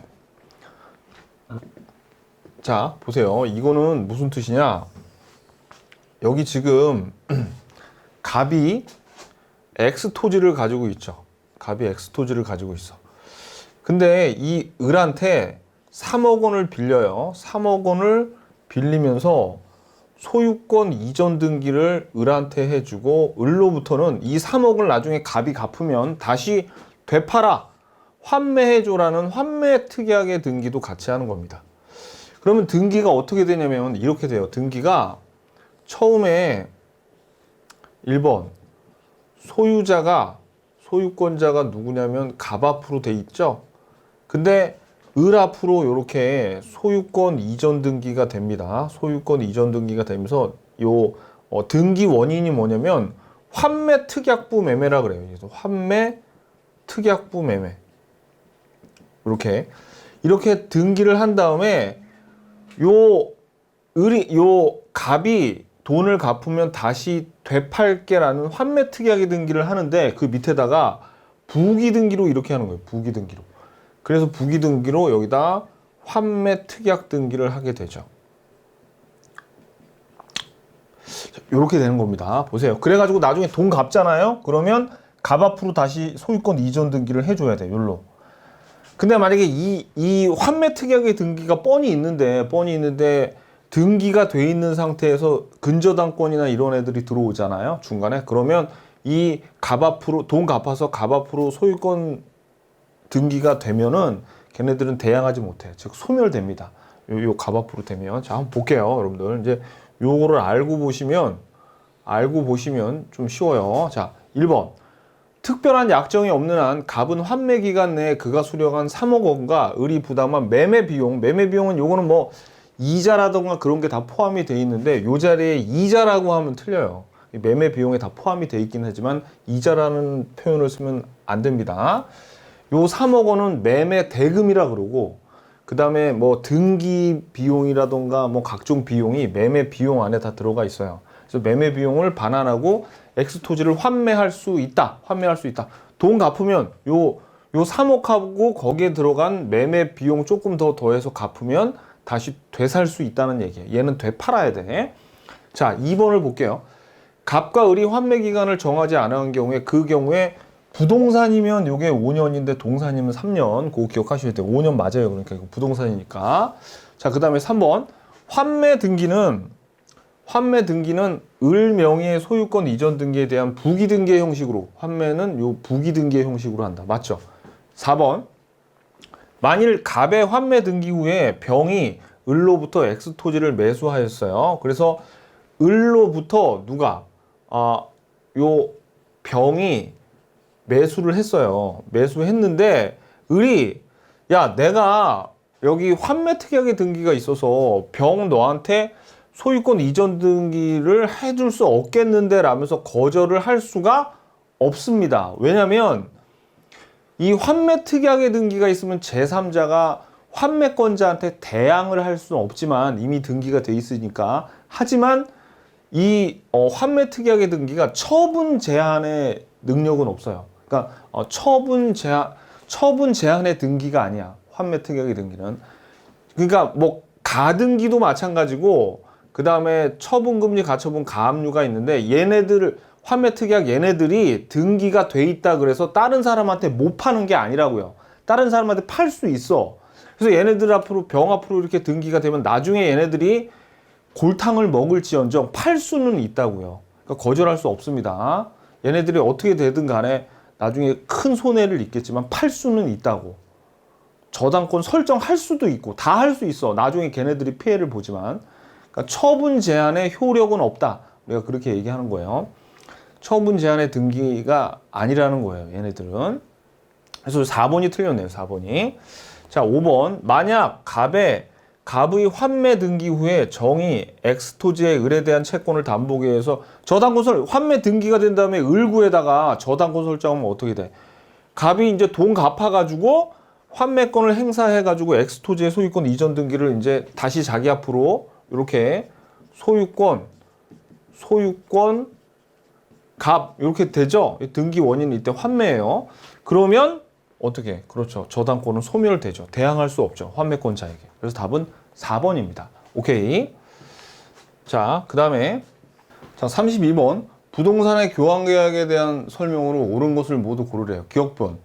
유상 쌍무 계약이다. 유상 쌍무 낙성 불효식 계약이죠. 요거 맞죠. 그러니까 기억이 들어가야지 답인데 요거 두 개는 기억이 안 들어갔으니까 답이 아니죠. 그러면 이 1번, 3번, 5번 중에 하나인데 얘네들을 모두 다 니은을 다 갖고 있잖아요. 그러니까 니은을 읽어봐도 별 도움이 안 돼요. 이 답 찾는데. 나중에 보자고요.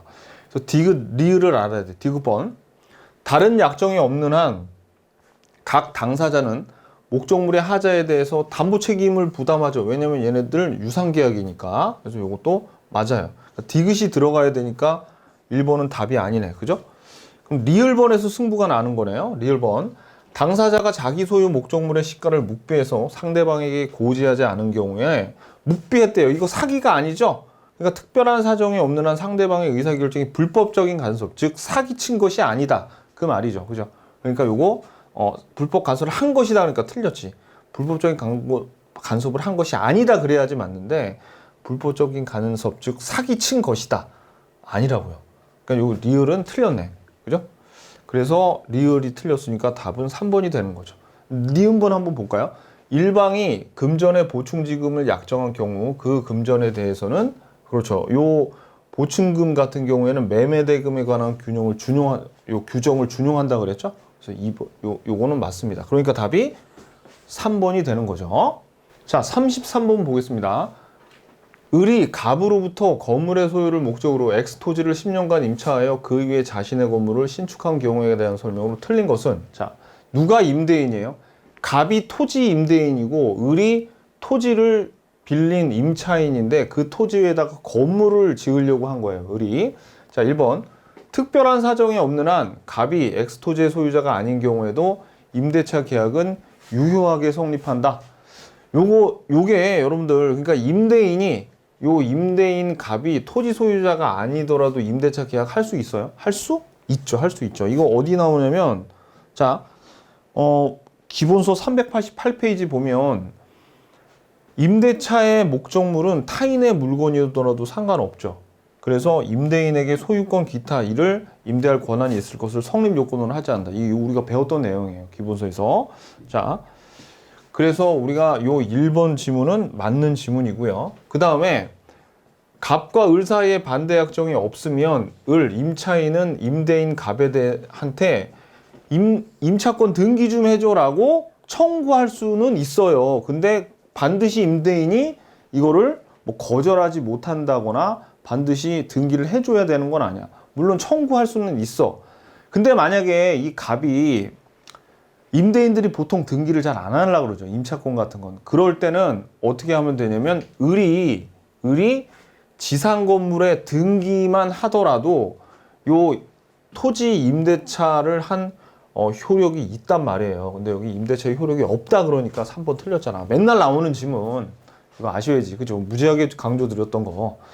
을이 현존하는 지상 건물을 등기해도 임대차를 등기하지 않을 때는 제3자에 대해서 임대차 효력이 없다가 아니라 임대차를 등기하지 않더라도 지상 건물만 등기를 하면 제3자에게 대항할 수 있다. 임대차의 효력이 있다. 이래야죠. 근데 효력이 없다. 그러니까 틀렸다고. 오케이. 답이 3번입니다. 4번.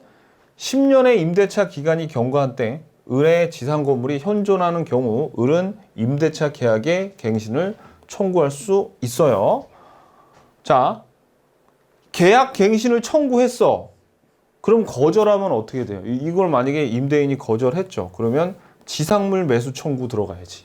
오케이. 5번. 을의 차임 연체액이 2기의 차임액에 달하는 경우 특약이 없는 갑은 임대차 계약을 해지할 수 있다. 맞죠? 그래서 답은 3번입니다. 3번. 자, 34번 볼게요. 갑은 자기 소유, 요게 표가 아니라 X창고예요. X창고 건물 전부를 오타가 났어요. 을에게 월차임 60만 원에 3년간 임대했고요. 을은 갑의 동의를 얻어 X건물 전부를 병에게 월차임 20만 원에 전대했대. 그러면 동의를 얻은 전대차네요. 그죠?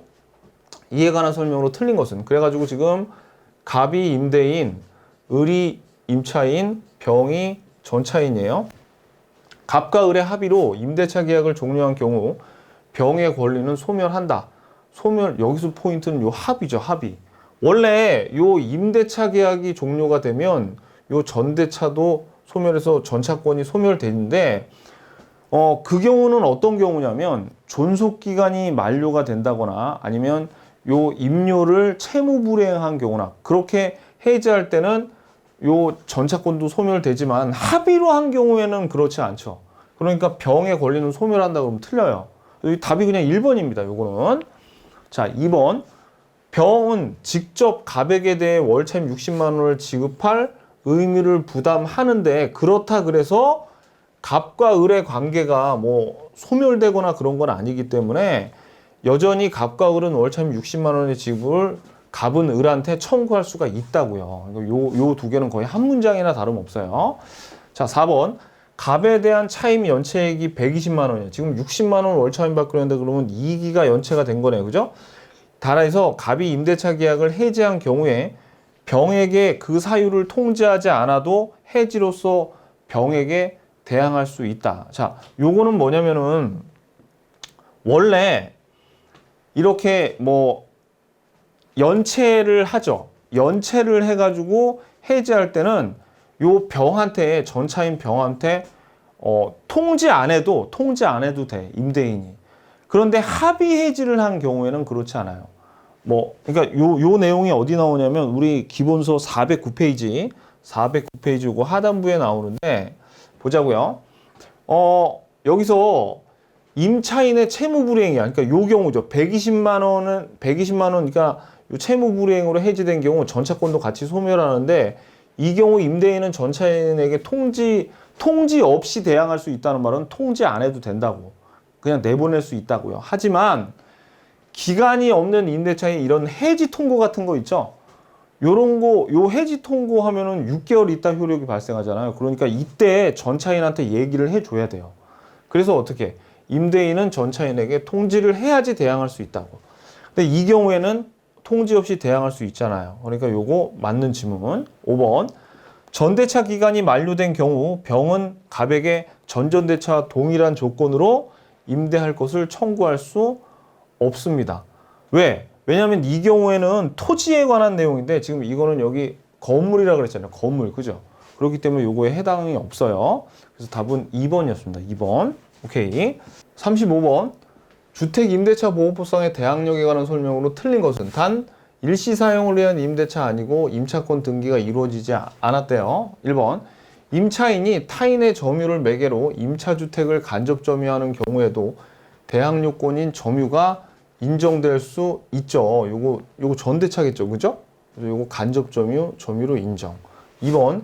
임차인이 지위를 강화하려고 별도로 전세권 등기까지 했어. 얘가 대항력까지 있었는데 근데 전세권을 마친 후에 주임법상에 만약에 대항요건을 상실하잖아요.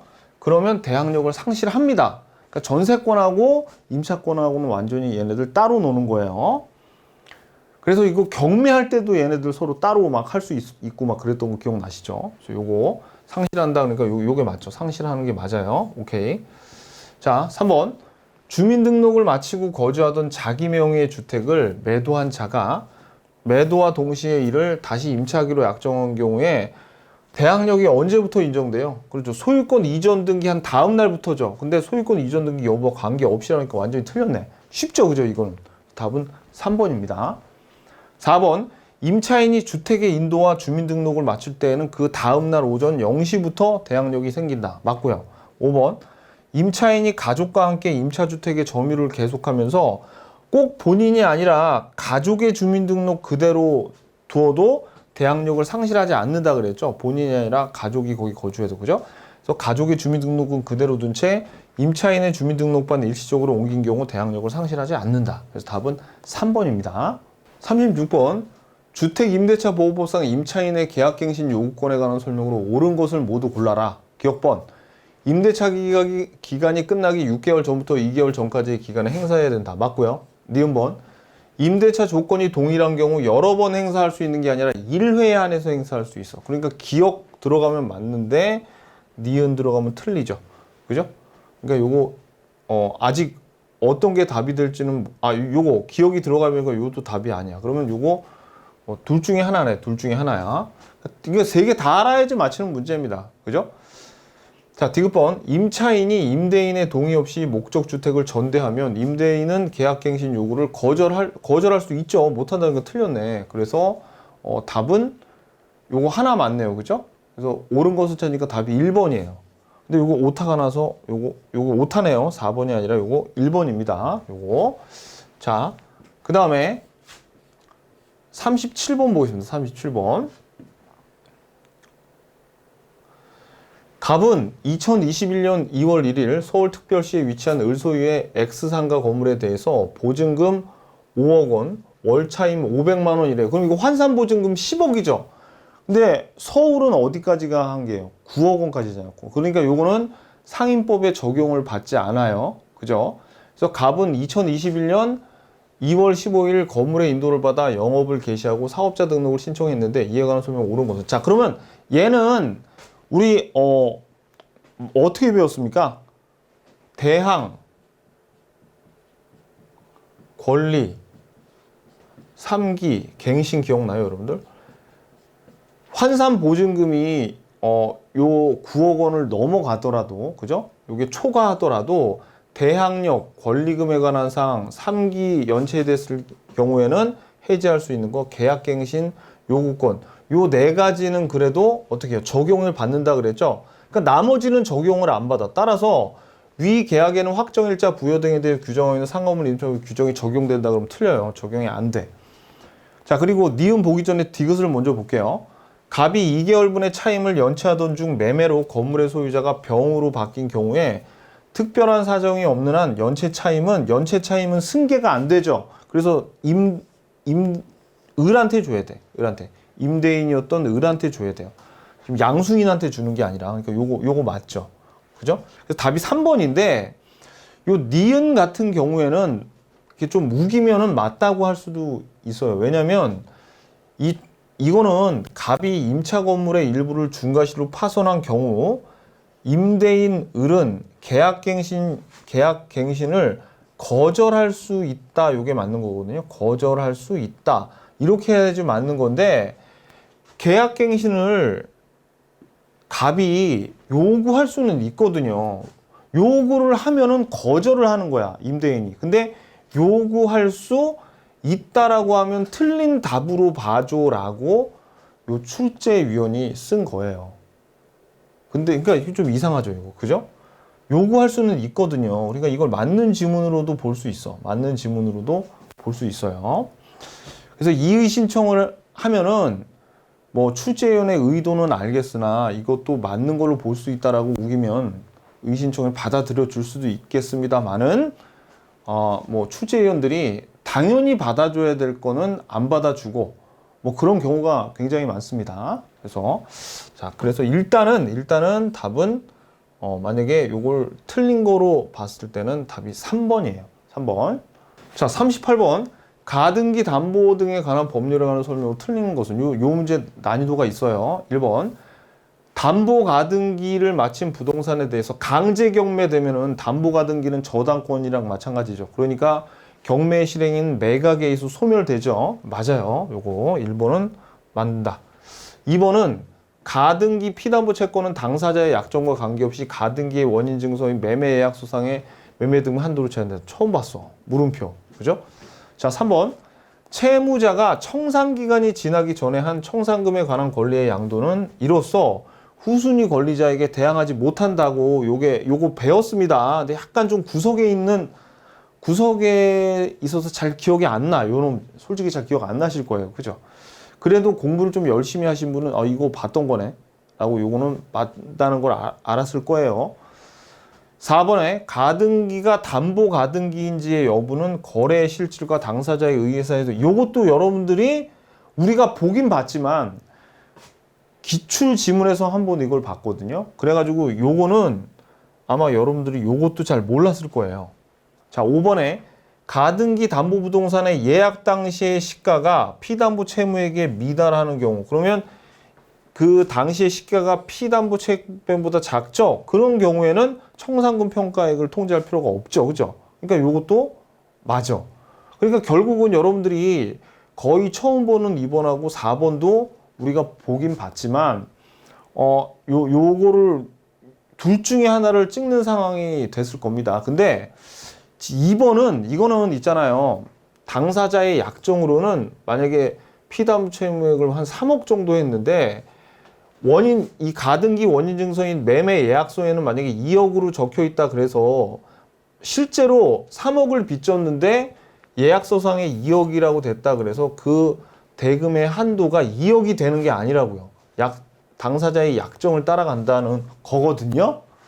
그런데 매매 예약서상의 매매 대금의 한도를 제한한다 그러니까 이건 틀렸어요. 그래서 답이 2번이에요. 근데 답은 안 중요하고 요게 한 번 30회 때 나왔다가 한 번 더 나왔으니까 이 지문을 우리가 좀 봐둬야 돼. 이거를 우리가 어디서 봤냐면 우리 기출문제집 291페이지 한번 가보세요. 291페이지 기출문제집 291페이지를 보시면 자, 14번에 어떻게 틀리게 냈었냐면 이때 가등기가 담보 가등기인지 청구권 가등기인지의 여부는 등기부상 표시를 보고 결정한다 그래서 이게 틀린 지문으로 나왔다고요. 그러니까 요게 담보 가등기인지 청구권 보전 가등기인지는 똑같이 생겨가지고 구별을 못한다 그랬죠.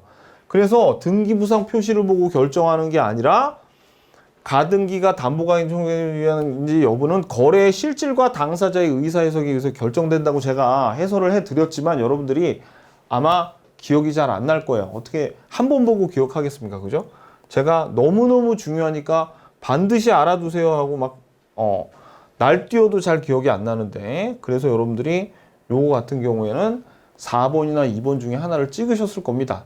근데 답은 2번이에요. 근데 이제 요게 한 번 더 나왔으니까 우리 요 4번 지문 있죠? 요거는 알아두자고요. 요거는 자, 요거 알아둬야 돼. 자, 그 다음에 39번 보겠습니다. 자, 갑은 법령상 제한을 피하여 을 소유의 X부동산을 매수하고자 자기의 친구 병과 X부동산을 매수에 관한 명의 신탁 약정을 체결했고 그에 따라 21년 5월 병은 을과 X부동산 매매 계약을 병과 을과 X부동산 매매 계약을 체결하고 갑의 자금으로 그 대금을 지급해서 병 명의로 등기 이전을 이거 계약 명의 신탁이죠. 그러니까 갑이 돈을 대주고 갑을 신탁자인 갑이 수탁자인 병에게 돈을 대주고 병 앞으로 등기한 거예요. 그죠? 이게 어디 나오는 얘기냐면 468페이지에 여러분들이 기본서 468페이지에 나오면 요 그림 있죠. 요 그림. 그래서 지금 우리 문제에서는 요 신탁자가 갑이고 그 다음에 매도인이 을이고 수탁자가 병이에요. 근데 이 경우에 만약에 이 매도인이 선의죠. 매도인이 선의면 요 이전 등기가 유효고 매매 계약도 유효해요. 근데 요 명의 신탁 약정은 무효죠. 그죠? 근데 만약에 이 매도인이 악이면 이전 등기도 무효고 요 매매도 무효가 되는 겁니다. 요거 얘가 악인 경우에. 근데 이때 요 소유자가 요 등기가 유효니까 병이 되죠. 그죠? 그래가지고 이 신탁자가 부당이득 반환 청구를 하면은 부동산을 줄 필요가 없이 그냥 이전에 받았던 돈만큼만 주면 돼요. 땅값은 엄청 올랐겠지. 그죠? 조금만 주면 된다고. 요 신탁자에게. 그리고 또 하나, 이 수탁자가 등기를 자의로 주는 거는 상관없어요. 자의로 그냥 자기가 신탁자에게 그냥 이 부동산을 뭐 대물변제라던가 그런 건으로 아니면 이 돈 대신 그냥 이거 너 가져라 임마라고 자의로 주는 거 같은 경우에 얘가 유효예요. 유효. 요거만 알면은 여러분들이 요 문제가 쉽게 보일 겁니다. 자, 그럼 다시 한번 보자고요, 이제. 자, 갑과 병 사이의 명의신탁 약정은 뭐가 된다? 요거는 무효가 되죠. 291페이지예요. 291페이지가 아니라 323페이지, 323페이지 39번. 자, 그래서 갑과 병 사이의 명의신탁 약정은 무효고, 이번에 매매계약 체결 당시 그 명의신탁 약정이 있다는 사실을 악이었다면 병은 그 매매계약이나 소유권이 무효라 그랬죠. 이전 등기가. 그러니까 병은 소유권을 취득할 수 없죠. 맞아요. 자, 매매계약 체결 당시 그 명의신탁 약정이 있다는 사실을 뭐예요? 선이. 그러면 그 후 명의신탁 약정 나중에 알게 되었다 그래도 병은 소유권을 취득하는 게 맞고요. 4번. 병이 X부동산의 소유권을 취득한 경우 갑은 병에게 제공한 X부동산의 매수자금 상당액을 부당이득으로 반환 청구할 수 있어요. 요 금액은 그죠? 아까 돈은 청구할 수 있어. 근데 등기를 해달라고 할 수는 없어요. 5번. X부동산의 소유권을 유효하게 취득한 병이 명의신탁 약정의 적법한 원인에 의해서 갑 앞으로 X부동산에 대한 소유권 이전 등기를 마친다고 해도 그 소유권 이전 등기는 무효가 아니죠. 아까 뭐라 그랬어요? 자의로는 넘겨줄 수 있다 그랬죠. 그러니까 요 5번이 틀렸습니다. 그래서 답은 5번이에요. 5번. 그래서 요 경우에는 어떠냐면 사실 요 5번 지문을 읽고 자의로 넘기는 건 상관없다라고 좀 떠올리기가 힘들었어도 1, 2, 3, 4번이 명확하게 이게 맞는 지문이니까 5번으로 갔어도 상관없습니다. 오케이. 자, 그 다음에 마지막 40번. 집합건물 소유 및 관리에 관한 법률에 관한 설명으로 틀린 것을 골라라. 자, 그러면 기억번. 구분 건물이 객관적 물리적으로 완성되더라도 그 건물이 집합건축물 대장에 등록되지 않는 한 구분 건물의 객체가 될 수 있죠. 꼭 구분 건물이 되려고 할 때 등기나 등록을 필요로 하지 않는다 그랬죠. 그죠? 그래서 등록되지 않는 한이 아니라 않아도 소유권의 객체가 될 수 있어요. 이거 틀렸죠. 근데 이거 조심해야 돼. 틀린 거를 모두 고르래요. 틀린 거. 그러니까 기억이 있어야 되겠네? 그러니까 짠. 니은을 보고 우리가 답인지 아닌지를 알 수 있어요. 자, 니은 번. 집합 건물 구분 소유권의 특별 승계인이 그 구분 소유권을 다시 제3자에게 이전한 경우 관리 규약에 달리 정함이 없는 한 각 특별 승계인들은 자신의 정 구분 소유자의 공용 부분에 대한 체납 관리비를 지급할 책임이 있죠. 요 공용 부분에 대한 체납 관리비는 요게 승계가 돼요. 그래서 지급할 책임이 있는데 우리가 전유 부분에 관한 체납 관리비는 승계되지 않고 그 다음에 연체료도 승계가 되지 않아요. 그죠? 그러니까 요거 맞는 거고. 맞았어. 그럼 답이 그냥 1번이네. 요거. 그죠? 디귿번. 전유 부분은 구분 소유권의 목적인 건물 부분을 말한다. 맞죠? 이 전유 부분이 구분 소유권의 목적인 건물 부분이고 공유 부분은 여기 딸려 들어오는 거죠. 그죠? 그래서 답은 1번입니다. 1번. 오케이. 네. 자, 그래서 민법 기출 문제를 다 풀어봤는데 올해 사실 많이 어려웠습니다. 그 이유가 답이 되는 지문이 좀 어려우면 보통 나머지 4개의 지문은 좀 쉬운 편인데 올해는 답이 되는 지문도 좀 어려운 편이었는데 답이 아닌 지문들 중에서 꼭 좀 어려운 거를 한두 개 껴놨어요.